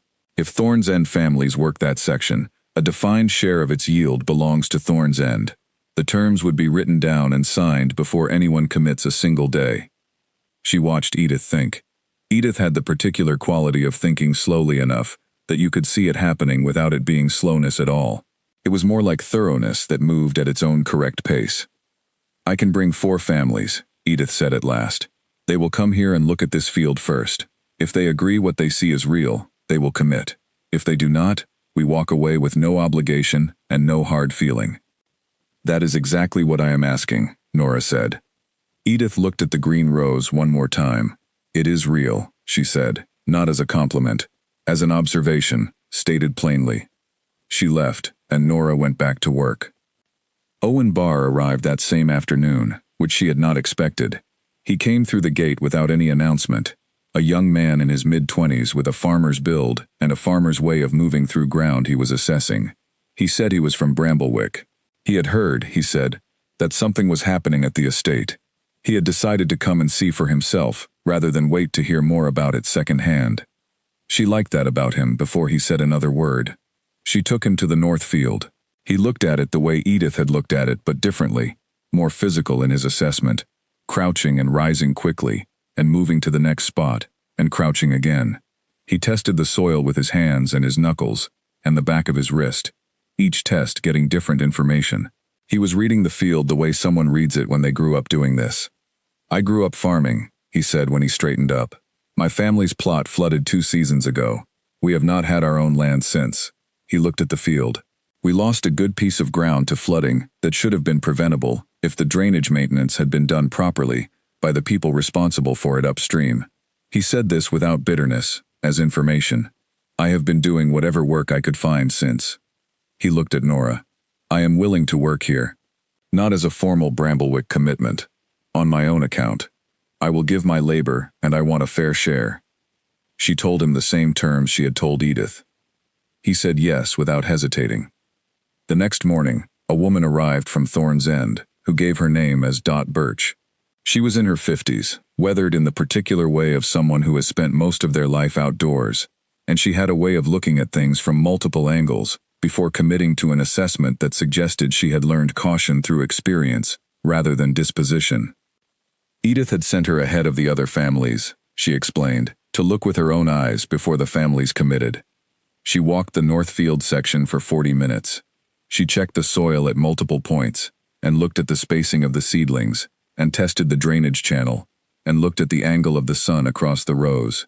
At one point, she lay flat on the ground and looked sideways across the surface of the section, at the level of the seedlings, which told Nora something about the sophistication of what she was checking. When she stood up, she brushed off her dress and looked at Nora. "My family is coming," she said. The next day, all 4 Thorn's End families came, 8 adults and their children, arriving in the morning, walking through the North Field with the attention of people who know what they are looking at and are forming an honest opinion. They spoke to each other as they walked. They asked George specific questions that he answered specifically. One man, a farmer named Hal, whose family had been working land in Thorn's End for 3 generations, found the channel adjustment that Ruth Palmer had suggested and asked how it had been done. And George explained it, and Hal nodded in the way someone nods when a technical explanation confirms what they already suspected was true. At the end of the visit, all 4 families said yes. Clara had taken to the fields now in a way she had not during the earlier months. She had stopped merely following along, and had started asking questions with the focused intention of someone who wants to understand things, rather than just observe them. She asked George what things were called, and how they worked, and why certain approaches were used, rather than other approaches, and George answered her with the same straightforward precision he brought to everything. One afternoon, Nora looked up from the drainage work she was doing at the far edge of the north section, and found Clara and George at the opposite end, both of them holding one end of a measuring line, keeping it taut and level, while George checked the row spacing across the section. They were not talking, just working together in the easy silence of 2 people who have found a task they can share without needing to negotiate it. Something settled in Nora watching them. She went back to work. That evening she sat at the kitchen table with a large sheet of paper and began drafting a formal cooperative proposal, not the informal conversations she had been having, but a real document, something she could put before Arthur Dale and Edgar Watts with the kind of specificity that left nothing important to interpretation. She wrote the structure of the arrangement, the share calculations, what each party would provide, and what each party would receive, the process for resolving disagreements, the conditions under which someone could withdraw. She wrote it the way her father had taught her to write anything that mattered, simply and completely. No term left to implication. No number left as an approximation. No protection left out because it seemed unlikely to be needed. She finished past midnight and read it through twice and corrected 2 passages where she had been less precise than she intended. In the morning, George read it while she made tea. He read it slowly and carefully, which was how he did everything. He went back and reread 2 passages. Then he set it down and looked at it for a moment before looking at her. "This is fair," he said. "More than fair. Will they accept it?" she said. He picked it up again and looked at a specific clause about yield calculations. He set it down. "Edith Marsh will," he said. "The Thorn's End families have agreed in principle. Owen has already committed." He paused. "Edgar Watts is possible. He is careful, but he is not closed." Another pause. "Arthur Dale is the question." "I will go to Bramblewick tomorrow," she said. George looked out the kitchen window at the north field. The morning light was full on it now, and the green of the second section's seedlings was visible from here, a clear stripe of living color against the darker earth. "Whatever Dale decides," he said, "the east upper section needs to go in within 2 weeks. Do not let his answer determine when you plant. The land will not wait for anyone's permission." She put the proposal in her pocket. She stood for a moment, looking at the north field through the window. A year ago she had stood in this same kitchen, in bare feet, on cold boards, looking at those fields, and written 1 line on a piece of paper. She had not known then what she was looking at, or what it would take, or whether she was capable of it. She had known only that the land was there, and that she was still there, and that those 2 facts were enough to start. She now had George and a notebook full of things she had learned, and 4 committed Thorn's End families, and Owen Barr, and a formal proposal that George said was fair. She had a north section that was growing. She had Edith Marsh's yes, and the beginning of something real. She went to find George, and they walked the north section together in the morning, checking it the way they checked it every day, reading what it needed, and planning the day's work from what they read. The seedlings caught the light as they walked, green and solid in the turned rows, and she looked at them with the particular satisfaction of something built slowly and correctly beginning to show itself clearly. On the afternoon before she planned to go to Bramblewick, she sat with the formal cooperative proposal in front of her and read it through one more time from the beginning. The document was 4 pages. It described the arrangement in clear language without legal complexity, because she had written it specifically to be understandable to anyone who read it regardless of their familiarity with formal documents. She had decided early that a document only people with legal training could fully understand was a document designed to protect the person who wrote it, not the people who signed it. She had written this one the other way around. She had also included a section she had added at the last minute, at the bottom of the 3rd page. It described the process for adding new families to the cooperative, and the process for a family to leave if they chose to, and what would happen to that family's share of an in-progress harvest if they left mid-season. She had thought about this for several days before writing it. She included it because she believed that an arrangement that was honest about how it ended was more trustworthy than one that only described how it began. George had looked at that section and said, "You are giving people a way out." "I am giving people an honest arrangement," she said. He had looked at it again. "People who know they can leave stay longer," he said. He said it as though it were a fact he had observed in some other context, probably the natural world. Then he went back to work. She put the proposal in her pocket. She also put the envelope with Earl Whitfield's letters in the desk drawer. She was not yet ready to use them, but she wanted them close. George had said wait until the land speaks first. The land was beginning to speak. She would wait until it had said something undeniable. Clara came to the kitchen that evening with a question. She sat down at the table across from Nora, with a piece of paper in front of her, which she had been writing on, and she looked at what she had written, and then looked at her mother. "How many rows does the second north section have?" she asked.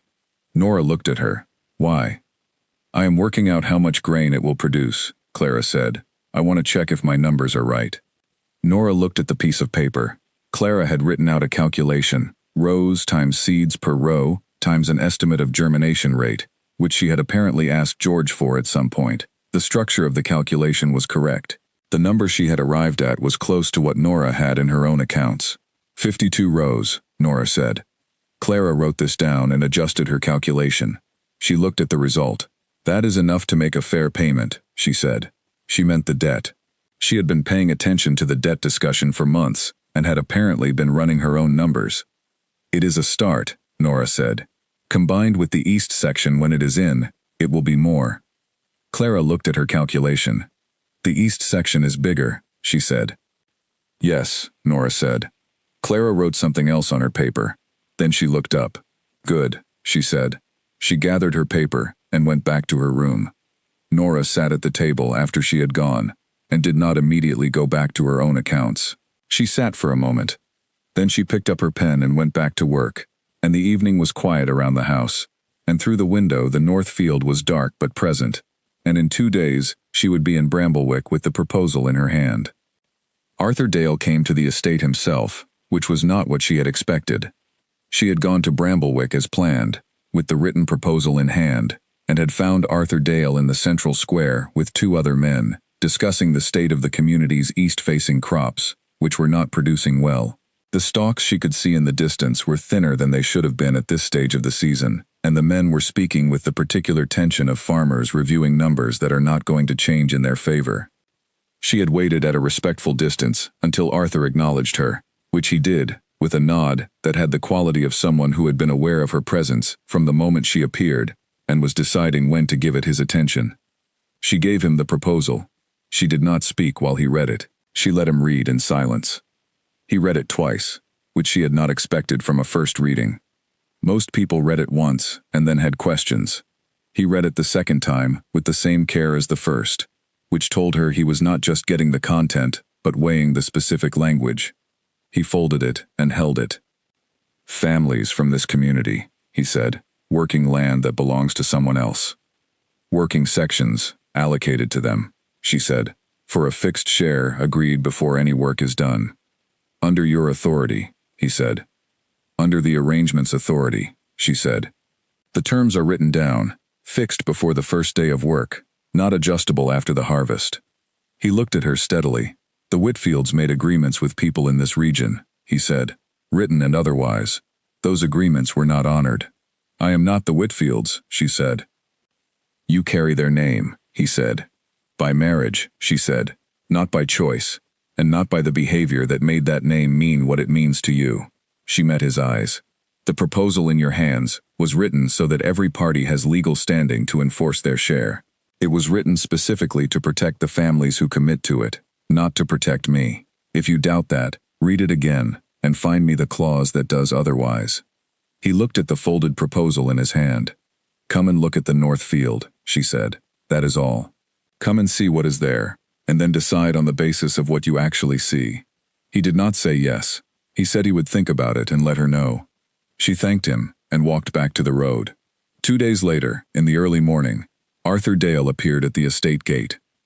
He had walked from Bramblewick alone, arriving with the manner of a man who has made a decision privately and is now acting on it without needing to announce it. Nora came to meet him and took him directly to the Northfield's second section. He walked it more thoroughly than Edith Marsh had, and more methodically than Owen Barr had. He took his time in a way that was different from Edith's thoroughness, more physically intensive, pressing the soil at multiple depths across the section, examining the channel construction with the eyes of someone checking for specific weaknesses rather than simply confirming quality. He was not just verifying whether the section was producing. He was checking the work beneath what was visible, and he was checking it critically. Nora watched him check it without speaking. She let him see what was there and what she could not hide even if she had wanted to. When he was done, he stood at the field's edge and looked across it. George Aldrich's work, he said. Both of ours, she said. He looked at the field again, a long look, the kind of look that is not just seeing but remembering. He had worked land for 40 years. He was looking at this section and comparing it to what he knew about what healthy land looked like at this stage of its recovery. I will not commit Bramblewick formally, he said at last. Not to this arrangement, not today. He held up the proposal. But I will not prevent members of this community from joining individually if they choose to. He paused. Owen Barr has already committed, I understand. Yes, she said. Owen is a capable farmer who lost his land through bad luck and not bad management, Arthur said. I have watched him work for 20 years. If he looked at this field and said yes, that is a piece of information I take seriously. Another pause. I will come back in 2 weeks. If the east upper section is in the ground, and showing what this section shows, I will reconsider a formal commitment from Bramblewick. It was not a yes, but there was more in it than anything he had given her before, and she understood enough about Arthur Dale by now to know that the revision of an earlier refusal was something he did not do casually. She thanked him. He walked back toward Bramblewick. The east upper section went in over 3 days. The Thorns End families came as Edith had promised. All 4 of them, with their tools and their working knowledge, arriving on the first morning before Nora was fully in the field and already assessing the section when she reached them. They did not need to be directed into the work. They understood what preparation meant, and they began doing it with the organized ease of people who have been farming their whole lives and know how to set themselves to a new ground. Owen came with a man he had brought from Bramblewick, whose name was Will Stokes, who said almost nothing in those first days, but whose work had a quiet precision that made everything around it cleaner. Will was the kind of person who understood a task fully, from watching it done once, and then executed it better than the demonstration. George noticed this within the first hour, and started putting Will in the positions that required the most technical accuracy. Ruth Palmer appeared on the second day of the planting, without any advance notice. She came through the gate in the morning, and fell into the line of work beside the Thorns End women, without introduction or explanation. She just started working. Nobody commented on this because the work was self-evidently welcome, and Ruth herself clearly did not require comment. Nora worked in the east section alongside everyone else, through all 3 days of the preparation and planting. She had understood weeks ago that this was important not just for the practical reason that there was always more work than hands, but because the people who committed their time needed to see her in the soil beside them. She was the person who had asked them to trust something they had reason not to trust. The only honest response to that was to demonstrate, through the daily evidence of her presence and her effort, that she was not asking for something she was not herself willing to give. At the end of the second day, while people were gathering their things to head home, Ruth walked past Nora near the gate. "The woman from the Whitfield house before you," Ruth said, without stopping, without looking directly at Nora, never came to the field. She gave instructions from inside and sent people out. She kept walking. Nora stayed at the gate for a moment. Then she went back to the field to check the day's work before the light was fully gone. On the third day of the planting, when the east section work was almost complete and the afternoon was heading toward evening, Arthur Dale appeared at the estate gate. He did not come through. He stood at the gate and looked at the field. He looked at the Thorns End families, finishing the last rows, working steadily and without hurry. He looked at Owen and Will at the section's north end, managing the irrigation angle with the kind of quiet technical competence that is only visible to someone who knows what they are looking at. He looked at the quality of the preparation work visible in the completed rows, the even depth and spacing that spoke to both knowledge and patience. He looked at Ruth Palmer, who he apparently knew from Hollow Creek, and who was finishing the western edge of the section with 2 Thorns End women, in a rhythm that had developed over the 3 days into something that was more efficient than any of them working separately. Arthur Dale stood at the gate and looked at all of this for perhaps 15 minutes. Then he turned and walked back up the road toward Bramblewick without coming through. Owen caught Nora's eye from across the field. "He came to look," Owen said. "Yes," she said. "He does not visit things he has already decided against," Owen said. He said it plainly, as information rather than encouragement. The cooperative had not yet been given a name. In those weeks it was simply the work. The people who arrived in the mornings were the people doing the work, and the work was what held them together, and that was sufficient. They had started to know each other's names, and each other's working habits, and each other's specific capacities, which is a kind of knowledge that builds faster between people who work in a field together than it does between people who sit in the same room. You understand someone's relationship to difficulty quickly when you have watched them meet it.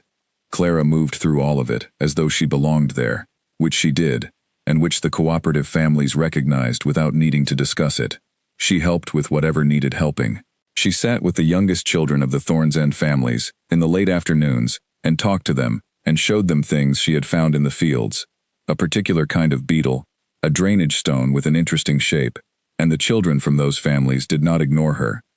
Nora kept careful accounts of everything, what each family contributed, what each family was owed, what had been spent, what remained. She kept the accounts in a book she had bought in town, with the last of the coins she had found in a drawer in Daniel's study, the second week after the Whitfields left, and she had been writing in it since the day she had opened it.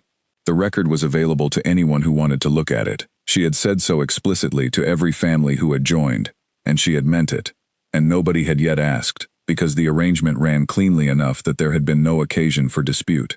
She hoped it would stay that way. She kept the accounts meticulously anyway, because the accounts were not just for disputes. The accounts were for everyone's protection, including her own. On the evening after the east section planting was complete, Edgar Watts came to the estate gate. He stood at the gate without coming through, and Nora came to meet him. He had heard about the east section, he said, and he had something to say about it. She waited. 2 families from Hollow Creek, he said. For the western edge of the east section, same terms as the others. She looked at him.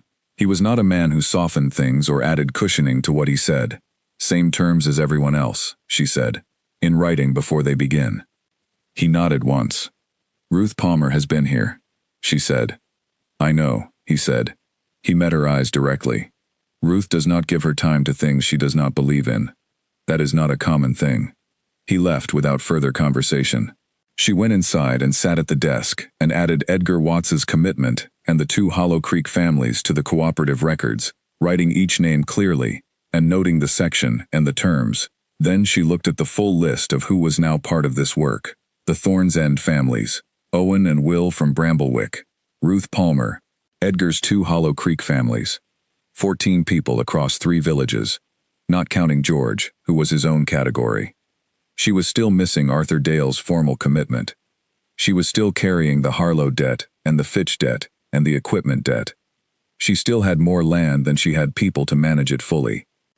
But the east upper section was in the ground alongside the north section, and both were real, and people from all 3 villages were in the fields of Ashfield Estate.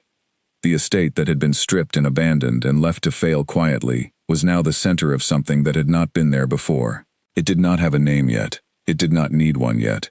It had fields that were growing, and families who were working them, and an old farmhand who knew things no one else in the region knew, and a woman with a notebook who woke before sunrise every morning and walked the land.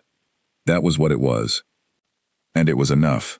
She sat at the desk a while longer, looking at the accounts and at the cooperative's growing list of names, before blowing out the lamp and going to bed. She did not know that Leonard Hatch had already heard about what was happening at Ashfield Estate. She would find that out soon enough. In the morning she walked the east section, before George arrived. She moved through the freshly planted rows, and checked the soil at the planting depth, pressing her fingers into the earth at intervals, to feel the moisture level below the surface. George had taught her that the first 72 hours after planting were the most critical for moisture management, when the seed needed consistent access to water, at the root level, without the surface becoming waterlogged. She checked each row methodically, working from the north end to the south, and noted 2 spots near the eastern edge, where the soil felt drier than it should at that depth. She reshaped the channel approach at those spots herself, adjusting the angle the way Ruth had shown her, and the way George had taught her, working the earth with her hands, and checking the result each time. It took her 40 minutes to get both spots right.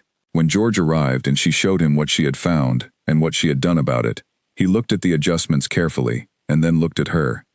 He did not say anything. He moved on to the next thing they needed to do.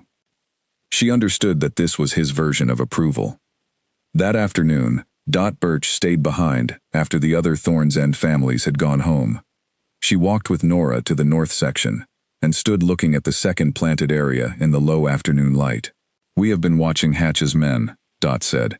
She said it without looking at Nora, still looking at the field. "Hatch's men?" Nora said. "He has men who ride through this part of the region. They have been through here twice in the past 10 days. She paused. One of them stopped on the road above the estate and looked down at the fields for a while. He did not come in, he just looked. Nora was quiet. I do not know what he saw, Dot said, but I thought you should know someone was looking. She went home.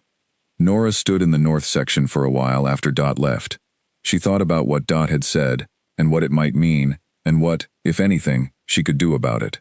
She concluded that she could do nothing about someone looking at the fields from the road. What she could do was make sure the work in those fields was done as well as possible, and as quickly as possible, and keep the accounts clean, and make sure every family's commitment was in writing, and keep the records somewhere they could not be easily removed. She went back inside and added a note to the cooperative file, recording what Dot had told her and the date she had told her. Then she continued with the evening accounts. Percy Nall arrived on a dry morning in late summer, riding a gray horse and wearing the kind of clean, pressed clothes that are meant to communicate something about the person who sent him. He introduced himself at the estate gate as an agent for Mr. Leonard Hatch, a landowner based in the valley to the west, and he said that Mr. Hatch had heard about the cooperative arrangement at Ashfield Estate and wished to convey his compliments along with an offer. Nora came to the gate herself. She left George and Owen in the east field without explanation. Percy Nall had a precise, measured way of speaking, every word placed carefully, the sentences constructed with the deliberateness of someone who has learned to say difficult things in smooth language. He explained that Mr. Hatch had significant interests in the agricultural supply of the surrounding villages. He had been the primary grain supplier for Hollow Creek, Bramblewick, and Thorn's End for the past 2 seasons, providing grain on credit when those communities had no other source. He understood that the estate was attempting to restore its own supply capacity, and he wanted Nora to know that Mr. Hatch viewed this with interest and would like to offer her a path that benefited everyone. He wants to buy the estate, Nora said. Percy Nall looked slightly surprised that she had named it directly before he reached it in his prepared approach. He adjusted smoothly. He would consider a purchase at a generous price, he said. The debt situation would be resolved entirely. You would leave without obligation, and with enough to begin well elsewhere. What price? She said. He named a figure. It was higher than Graham Cole's first offer. It was also, she knew with certainty, after months of working this land, and understanding its real capacity, still significantly below what 300 acres of recovering agricultural land was worth. The number was designed to sound substantial to someone who did not know what she knew. No, she said. Percy Nall did not react visibly. His face held the same pleasant, neutral expression it had worn since he arrived. Mr. Hatch's offer reflects the current condition of the property, he said. He is prepared to take on the risk of its recovery himself. The recovery is already happening, she said. I am not interested in selling. Please tell Mr. Hatch that. He studied her for a moment, with the professional assessment of a man deciding whether to apply a different kind of pressure now, or come back with a new approach later. He chose later. He gave a short, formal nod, thanked her for her time, and rode back up the road. Nora watched him go until the road was empty. Then she went to find George. He was at the east section's north end, checking the channel wall. He listened while she told him who had come and what had been said. He did not interrupt. When she finished, he was quiet in the particular way that meant he was connecting things rather than processing them for the first time. Leonard Hatch, he said. You know him? She said. I know of him, George said. He moved into grain supply in this part of the region 2 seasons ago, shortly after the estate fields closed. The timing was not a coincidence. He looked at the field. The 3 villages have been buying from him on credit. The credit terms accumulate faster than they appear to on first reading. Edgar Watts has been managing it carefully. The Thorn's End families are in deeper. He paused and looked at her. If this cooperative produces a real harvest, and the villages have their own supply, they will not need to buy from Hatch next season. Which means he loses the income, she said. He loses more than the income, George said. He loses the position. People who depend on one supplier for something they need are in a different position than people who have their own. He looked at the channel wall he had been checking. He has reason to want this to fail. She stood beside him and looked at the east section. The seedlings were doing well. The channel work Owen and Will had done was holding. The section had recovered properly from the early difficulties and was now on track for a solid yield alongside the north section. Watch what happens, George said. She watched. For the first week after Percy Nall's visit, nothing changed. The work continued at its regular pace. The north section was growing strongly now, and the east upper section was keeping up. Owen and Will and the Thorns End families were in the fields every morning. Ruth Palmer came 3 times that week, which was more than usual. Edgar Watts's 2 Hollow Creek families were working the western edge of the east section, with the methodical care of people who understood what was at stake for them personally. Then on a Wednesday morning, Owen came to find Nora with a look on his face that stopped her before he spoke. "The upper irrigation channel," he said. "Come and look." The channel that ran from the secondary water source, at the north edge of the estate, down to the east upper section, had been blocked. Not blocked by debris washing in, or by natural silting after rain. Blocked deliberately, by a careful arrangement of packed earth and stones, placed at the narrowest point of the channel, diverting the water sideways, into the rough ground at the estate's edge, rather than directing it down to the planted section. The blocking had been done at night. The earth in it was still fresh. George examined it for a long time. He was on his knees beside the blocked section, looking at the composition of the fill material and the specific way it had been packed. He said nothing for several minutes. Then he stood. "Someone who understands irrigation did this," he said. "This is not random damage. This is someone who knew exactly where to block for maximum effect with minimum visible evidence." He looked at Nora. This was not done by someone passing by. Owen was beside them. He had his own opinions about who, which he kept behind his eyes. They cleared the blockage that morning and restored the flow. Nora spent the afternoon walking the full perimeter of the estate, looking at every channel, every edge, every place where the fields met the property boundary. She found one more thing. In the western corner of the east upper section, in a strip perhaps 3 feet wide along the field's edge, the soil smelled wrong. She could not name it precisely, but she had been working this soil long enough that she knew when it smelled the way it was supposed to, and when it did not. She called George over. He crouched and picked up a handful of the edge soil. He turned it in his palm and looked at it, and then raised it close to examine more carefully. His face went very still. "Salt," he said. "Someone worked salt into the top layer along this edge, not a large amount, and not distributed widely enough to destroy the whole section, but enough to prevent germination in this strip. To send a message," she said. "Yes," he said. He stood. "This was done with knowledge. Someone walked this edge at night and worked the salt in carefully. They knew enough about soil to know how to do it in a way that looked like a possible natural problem, until you got close." She stood in the field and looked at the salt strip. It ran perhaps 20 feet along the western edge. She did not have proof. She had Percy Null's visit and his offer, and the blocked channel, 2 days later, and now the salt, and she had the logical chain of who had reason to want the east section to fail. She had Owen's witness that someone had been at the channel 2 nights before the blockage was found, carrying a lamp.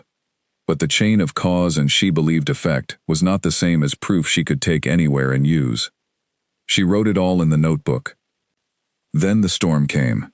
It arrived on a Friday afternoon without much warning, the sky changing in 2 hours from ordinary summer blue to the heavy purple-gray of serious rain, and by evening, it was coming down with the particular steadiness of water that has decided to stay. Not the sudden violence of a summer storm that comes and goes in an hour, the other kind, the sustained, accumulating kind.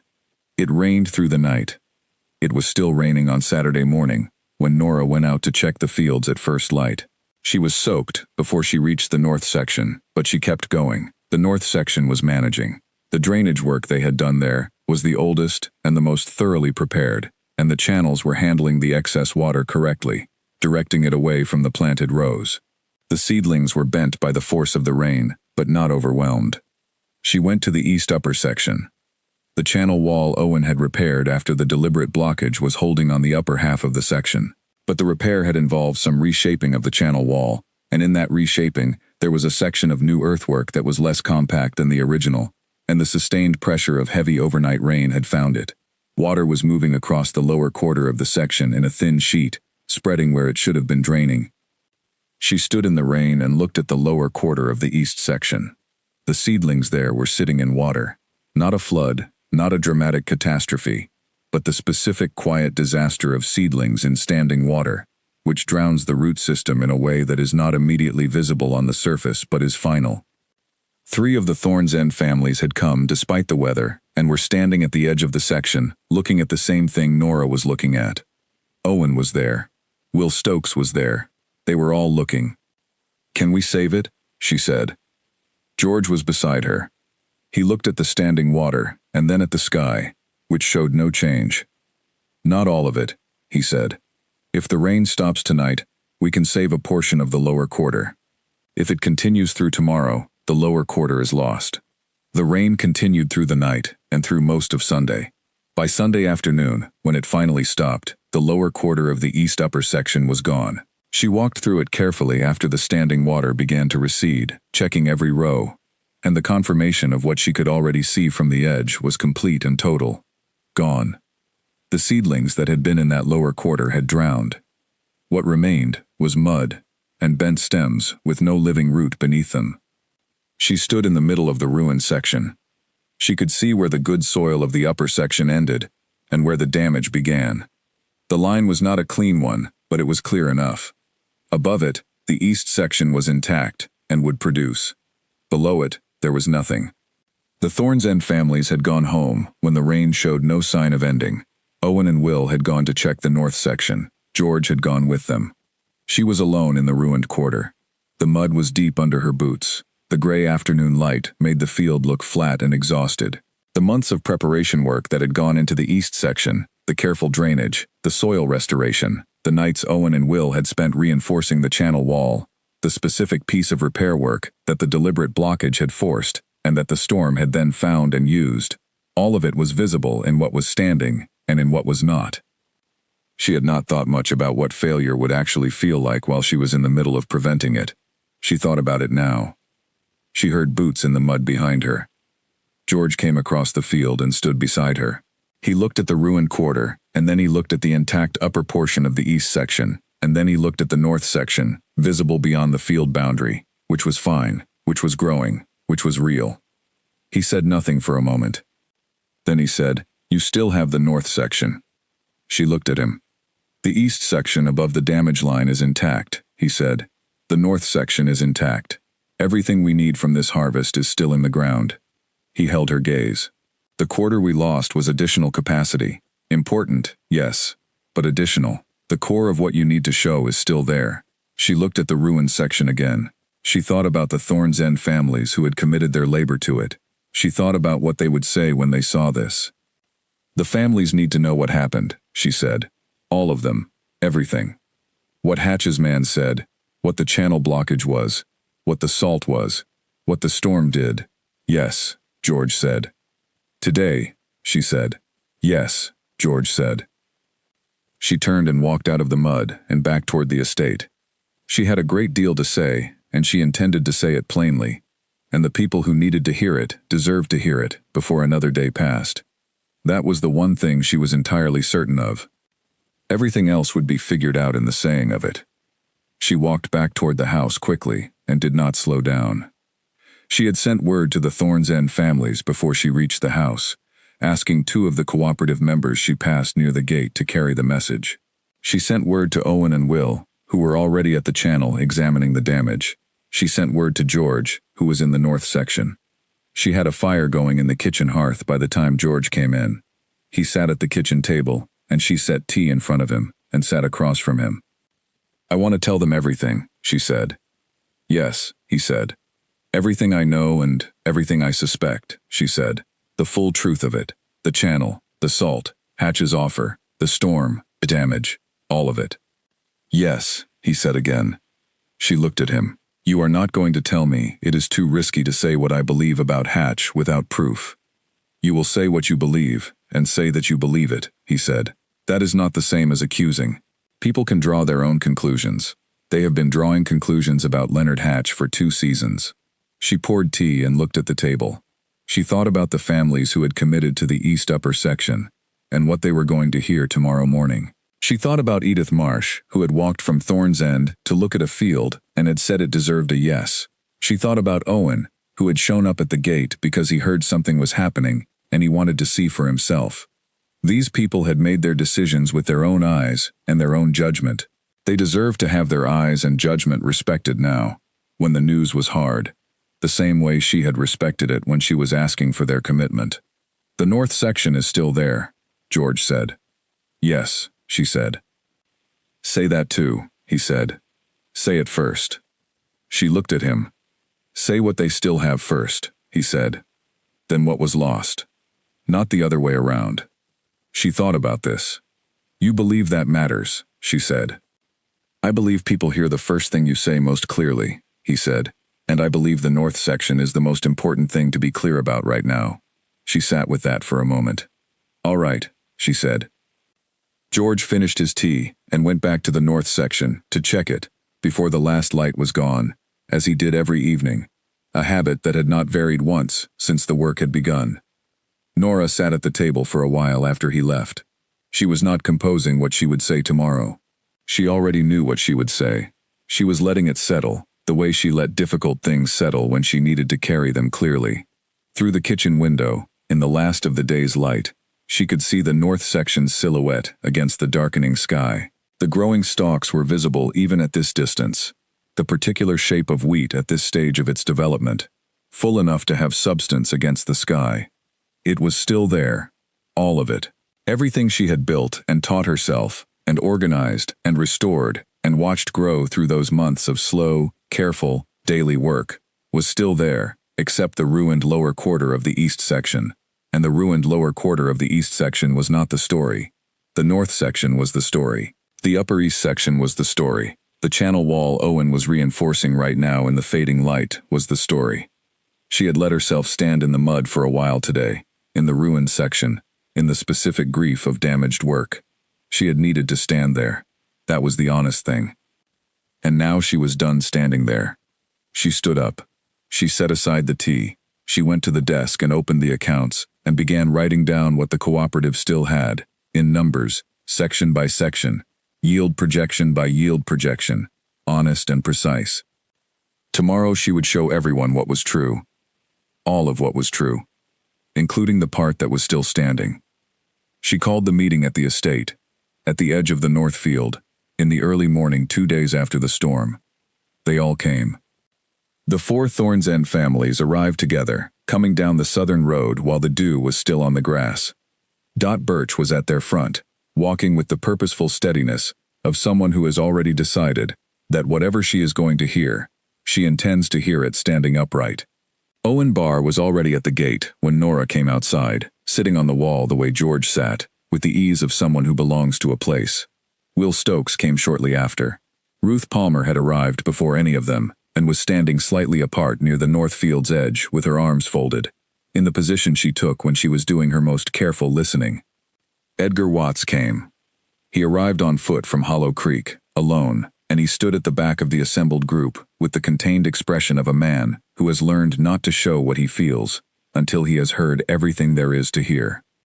Edith Marsh walked from Thorns End in the pre-dawn dark and arrived while others were still coming, and she stood at the side of the group with the stillness of someone who has seen a great many things over a long life and has learned to let them arrive before she decides what they mean.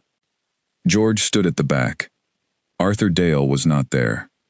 Nora stood at the front and looked at the people in front of her. She looked at each of them for a moment, at Dot and Owen and Will and Ruth and Edgar and Edith and the families whose names she now knew and whose work she had watched and recorded and depended on. Then she told them everything. She told them about Percy Null's visit and what Leonard Hatch had offered and why she had refused. She told them about the irrigation channel blockage and the salt in the soil, and that she did not have proof of who was responsible, but that she was going to tell them plainly what she believed. She told them about the storm and what the storm had done to the lower quarter of the east section. She told them the lower quarter was a total loss. She said all of this without softening any of it, because these people had committed their time and their labor, and in some cases their family's well-being, to what was happening on this land, and they deserved the complete truth about everything she knew, and everything she suspected, and everything that had been damaged. When she finished, she did not add anything to manage what she had said. She let it sit. The silence lasted perhaps 20 seconds. Owen spoke first. "I saw something," he said. He said it directly, without preamble, the way Owen said most things. "The night before we found the channel blockage, I was coming back from Bramblewick late, and I came past the north edge of the estate. I saw a lamp at the upper channel. I thought it was someone working late on the estate. I did not think to mention it in the morning." He paused. "I should have. It was not any of us. None of us works the channel at night." Nobody said anything immediately after this. Then Ruth spoke. She unfolded her arms. "Leonard Hatch's man, Percy Nall, was in Hollow Creek the week before he came here," she said. "He visited Edgar to discuss the grain credit terms for next season. The terms he brought were worse than the current terms." She looked at Edgar. Edgar Watts looked across the assembled group. "I refused them," he said flatly. He rode away without an agreement. 3 days later he was here, offering to buy this estate. He let that settle. "I should have said something sooner. I did not think the two things were connected." "They are connected," Nora said. She did not say it with anger. She said it as a fact that needed stating. Edith Marsh spoke from where she stood. Her voice was clear and carried without effort. "Thorn's End owes Leonard Hatch for last season's grain. The interest has been accumulating. I have been looking for a way out of that obligation for 6 months, and I have not found one." She looked at Nora and then at the North Field. "This is the way out of it. If this estate produces a real harvest and our families draw their share of it, we do not need to buy from Hatch next season. We are not in a position to do anything about what he has done, but we are in a position to make it not matter." Dot Birch spoke next, and when she spoke, the room of people outside paid the particular attention they paid Dot, which was the specific attention given to someone who wastes nothing. "What do we have left?" she said. She was not asking about what had been lost. She was asking about what was still there. Nora told them. The north section, intact, growing strongly, on track for a real yield. The upper portion of the east section, intact, growing at a slightly slower rate but solid. The channel wall above the damaged portion, holding. The total available yield, she said honestly, was less than she had originally projected. It was not enough to feed 3 villages abundantly, or to fully clear all her remaining debts in a single season. It was, however, enough for a meaningful harvest. Enough for every committed family to receive their promised share. Enough for the cooperative to prove that it worked. "What we need," she said, "is to make sure every row that is still in the ground gets to harvest. That means the channel wall needs to be strengthened before the next rain.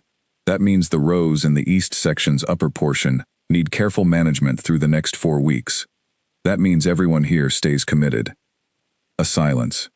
Then Dot said, simply, "We are committed." The Thorn's End families nodded, not dramatically, not with speeches, just the nods of people who have weighed something and made a decision. Owen said, "Will and I will reinforce the channel wall. Tonight if you need it done tonight." "Tonight," Nora said. Ruth Palmer looked at her. "I will bring 2 women from Hollow Creek tomorrow. They know how to manage the row moisture during late season. You need that knowledge for the next 4 weeks." Nora looked at her. "Edgar," Ruth said, without looking away from Nora. 3 families, Edgar said, from the back. "They come tomorrow. Same terms as already agreed." Edith Marsh spoke last. "Thorn's End sends everyone available," she said. "We will split the families between the north section and the east upper portion. George will tell us how he wants it distributed." George, from the back, said, "I will have the plan ready in the morning." The meeting ended without any formal conclusion, because none was needed. People began moving immediately, some toward the fields, some toward the road, with the intention of coming back the next morning. Owen and Will went directly to the channel wall. Nora could hear them talking about the repair as they walked. Technical and specific and already working. She stood at the edge of the north field and watched people move. She stayed still because she wanted to see it clearly before the activity of the day absorbed it. Arthur Dale arrived at the gate at mid-morning. He had not been at the meeting, and she had not expected him. He came on foot from Bramblewick, and he came through the gate and walked to where Nora was working in the north section, which was where she had been since the meeting ended. He stood beside her. He had heard, he said, about the channel and about the salt. He had heard it from Owen, who had apparently sent Will Stokes to Bramblewick the previous evening with the full account. "I should have been at the meeting," he said. She looked at him. "You are here now," she said. He looked at the north section. He looked at it for a long time, the way he looked at things, fully and without hurrying. 4 Bramblewick families, he said.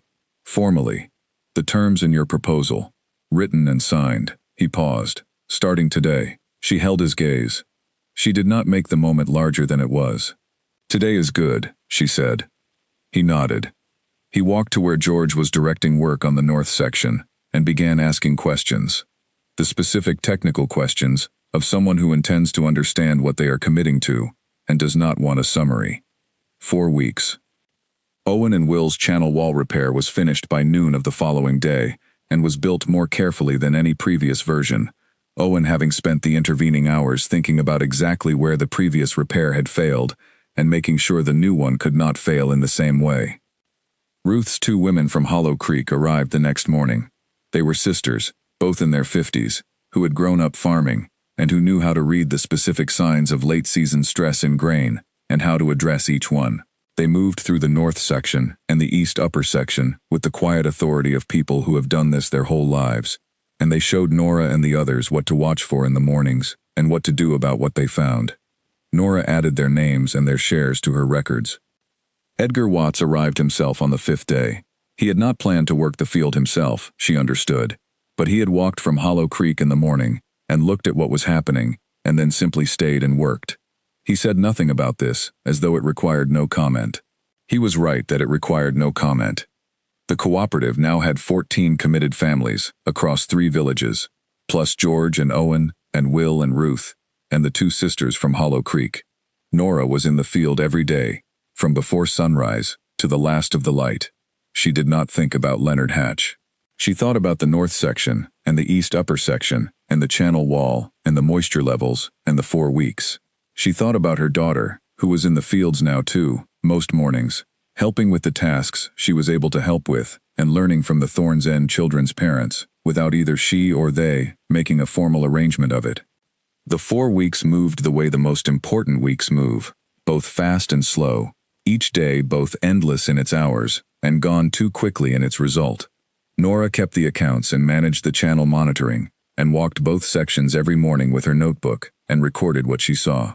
George moved through the whole operation like the framework it ran on, not visible from the outside as its center, but holding everything together from within. The day George said it was ready to harvest, he came to find her in the kitchen where she was reviewing the accounts, and he said it without announcing it as anything significant. He said the north section was ready, and the east upper portion was 2 days behind it, and they needed to start. She looked at him.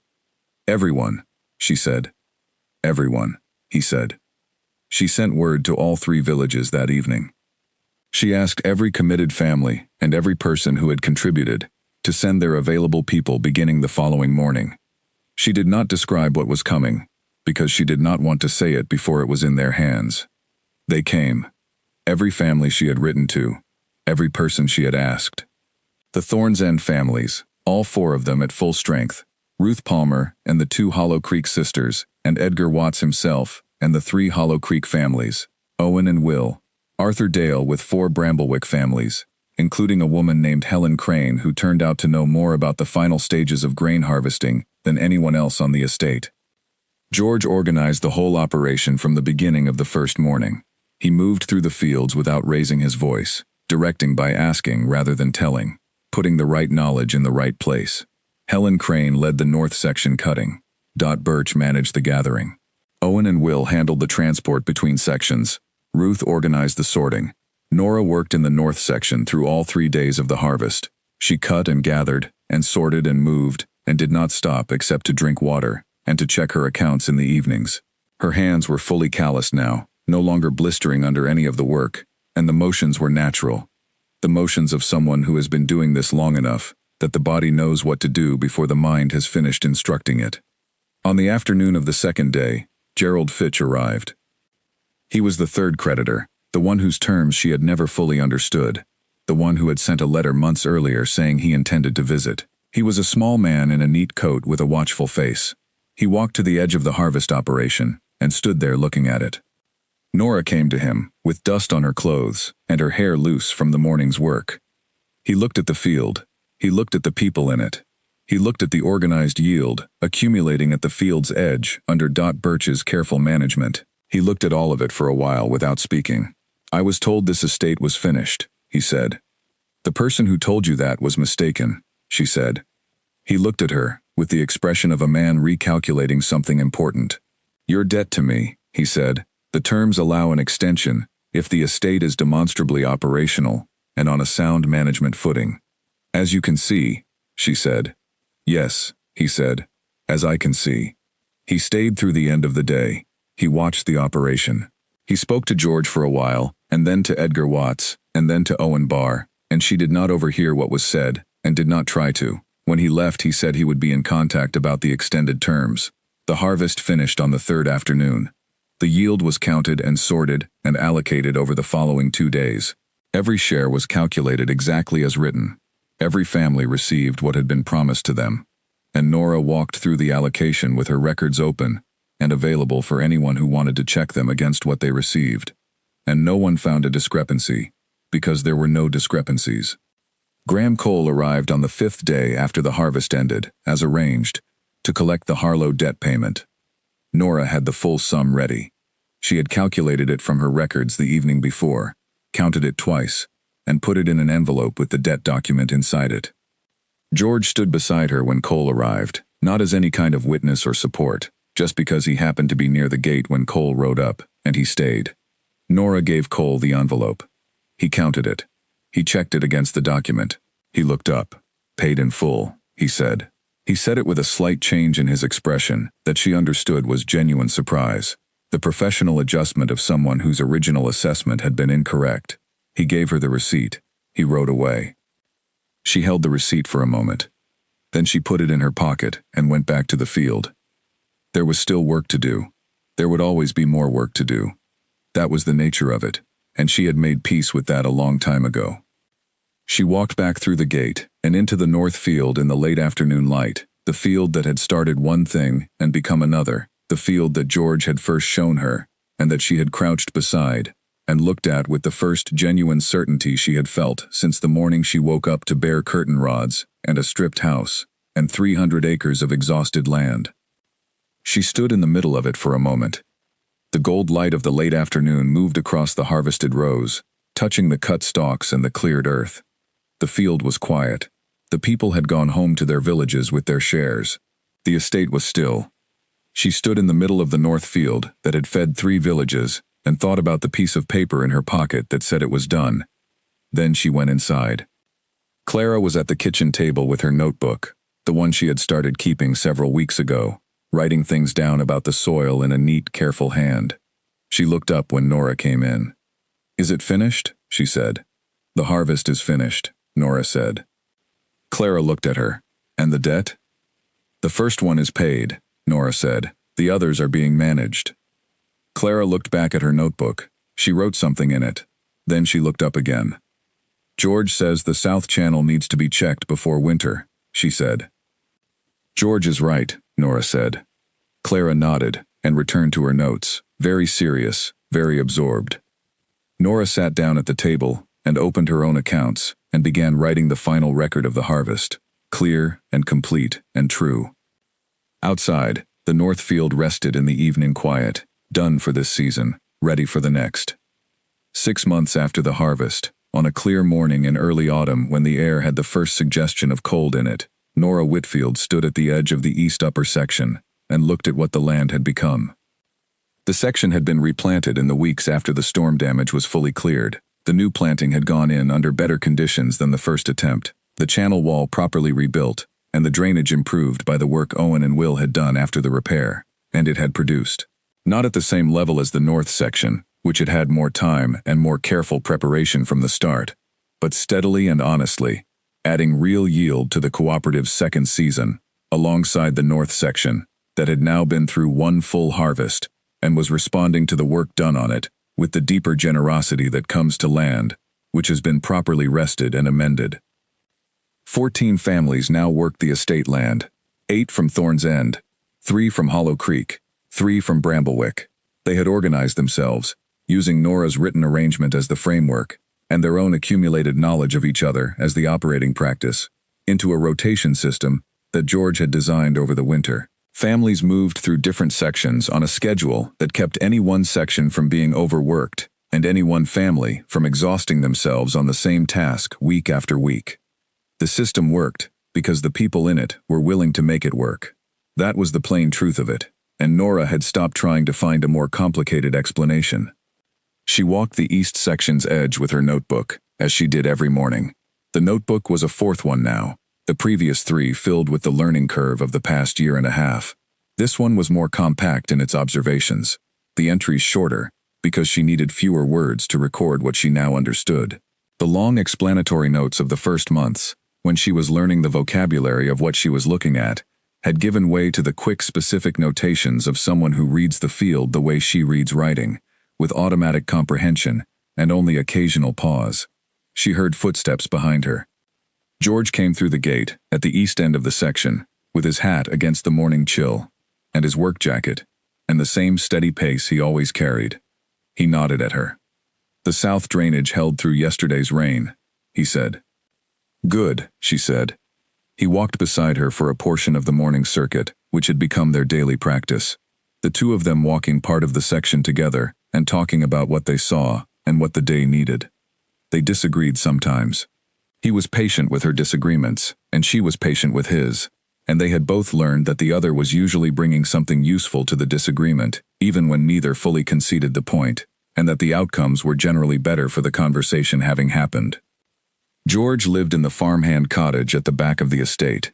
She had repaired it over the winter, with Owen's help, and the help of two men from Thorn's End, who knew how to work stone. It was small, one main room, and a sleeping area, with a stove that worked properly, and a window looking out over the north field. George had moved in without any ceremony. One morning in late winter, he had brought his things from Hollow Creek and put them inside, and that was the arrangement. He paid her a modest rent from his share of the cooperative yield, which he had insisted on and she had accepted. The morning light was moving across the east section as they walked, pale gold and clean, touching the remaining late-season growth. The cooperative's second planting was entering its final weeks before the autumn harvest. The section looked different from how it had looked a year ago. The color of the soil had changed, not dramatically, but measurably. The pale, exhausted color of a year ago, giving way to something darker and more responsive.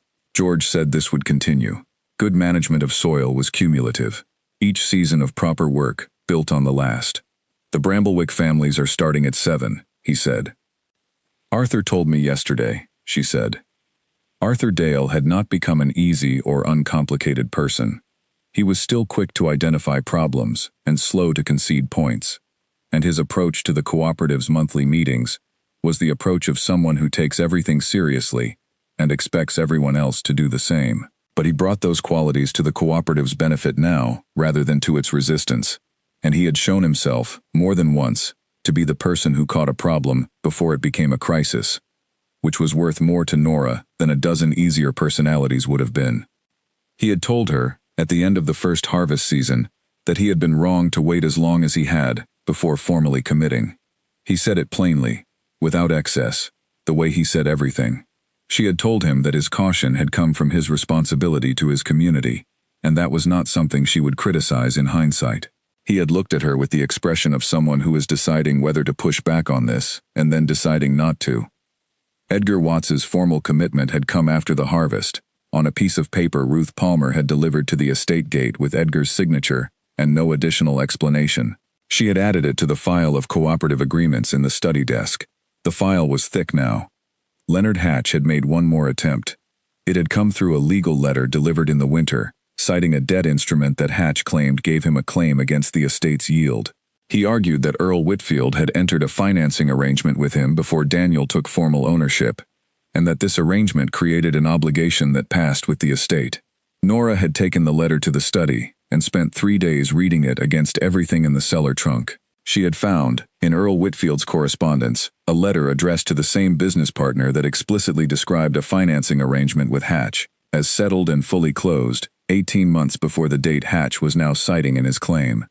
She had written to Hatch's legal representative with this information, and had enclosed a copy of Earl's letter. She had received no further correspondence from that direction. She had put the original of Earl's letter back in the envelope in the desk drawer. The in-laws' legal attempt had been briefer. A letter from a firm representing Earl Whitfield, arriving in the spring, citing objections to the terms of Daniel's will, and asserting that certain elements of the estate transfer had not been properly conducted. She had sent it to the solicitor in town, who reviewed it and wrote back that Daniel's will was correctly witnessed and properly executed, and the claim had no standing under any applicable law. She had paid the solicitor's fee from the cooperative accounts and had noted it in the records under the appropriate heading. She had not heard from Earl or Mabel Whitfield since. Gerald Fitch's debt was on a restructured schedule that he had proposed himself after the harvest, having walked the fields and reviewed the accounts, and concluded, in his precise, careful way, that the estate was being managed to a standard that warranted more favorable terms. She was paying it down steadily, on schedule, without difficulty. The equipment debt had been resolved through a negotiation she had managed herself, months after the harvest, once she had learned enough about the estate's history and the original equipment arrangement to understand what she was negotiating and why. The Harlow debt was paid. She kept the receipt in the desk drawer with Earl Whitfield's letter. The cooperative had its first formal name now, written on the agreement document that every participating family had signed. It was a simple name, Ashfield Cooperative. Nora had suggested it at a monthly meeting, and no one had objected. Arthur Dale had said it was appropriately plain, which she took as approval. The monthly meetings were held at the estate, in the old parlor, which she had restored enough to be functional, and which the cooperative used without formal invitation or formal arrangement. People arrived and sat and said what needed saying, and then went back to their work. The meetings were rarely long. Edith Marsh had suggested, at the meeting in early summer, that the cooperative should consider expanding to the west section of the estate, which had not yet been brought back into cultivation. Nora and George had assessed the west section together and concluded it needed another season's preparation before it could be planted productively. The plan was in the records for the following year. Clara was 8 now. She had grown taller over the past year and a half, in the way that children grow when they are properly fed and properly active and have enough outdoor work to push against. Her color was good. Her energy was the energy of a healthy child with strong habits, up early and busy through the day, and asleep quickly and soundly. She was doing her lessons in the parlor now, not alone, but with 11 other children from the cooperative families. Nora had started teaching them in the evenings during the winter, when she noticed that 3 of the younger children from the Thorn's End families had no regular instruction, and it had grown from there. She taught reading and numbers, and the kind of clear thinking her father had taught her, how to look at a problem, how to write down what you see, how to ask the right questions before you try to answer the wrong ones.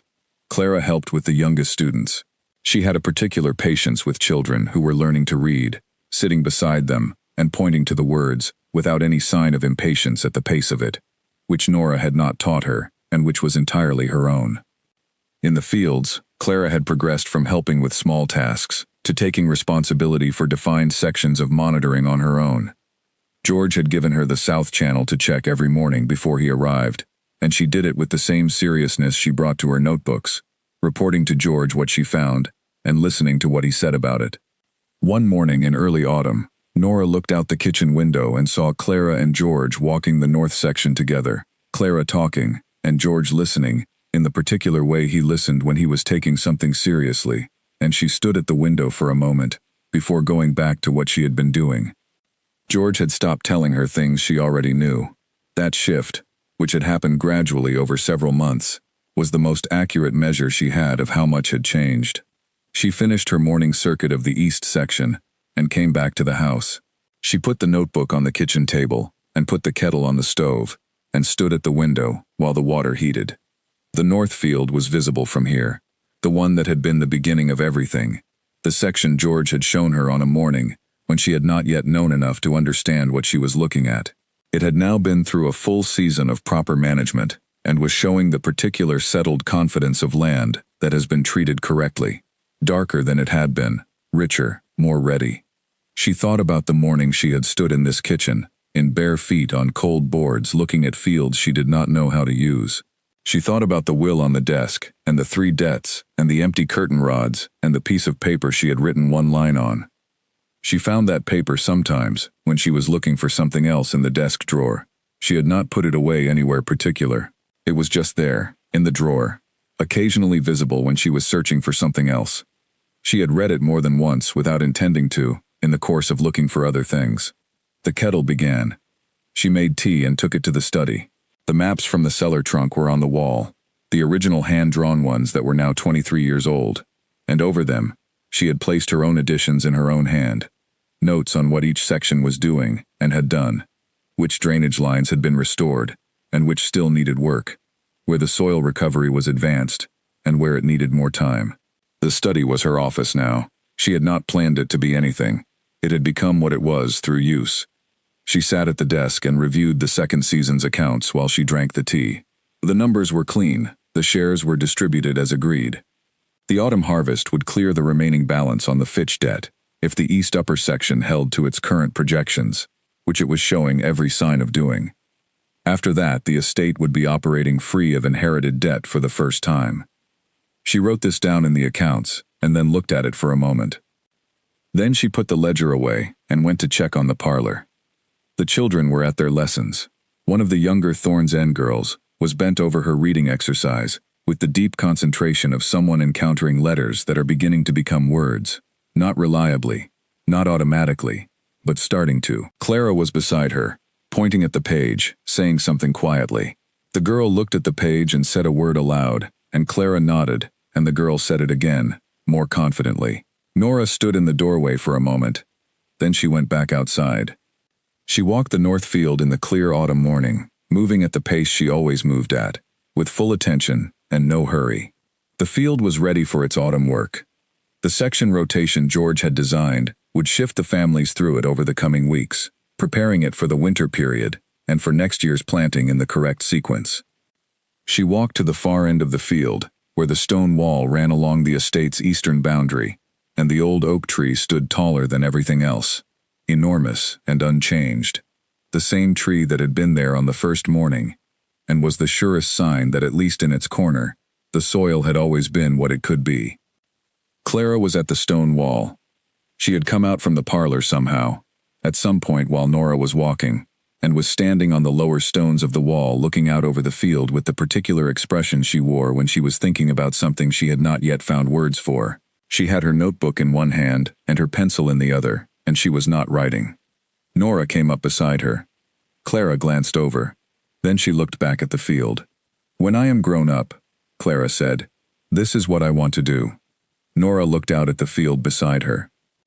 It was a clear morning, and the light was good, touching the north section's harvested rows and the east section's growing green, and the distant stone outbuildings, and the farmhand cottage where George lived, and the paths worn by 14 families moving through the estate over the past year and a half. "Then you will need to learn everything George knows," Nora said, "and everything I know, and everything after that as well." Clara looked at her.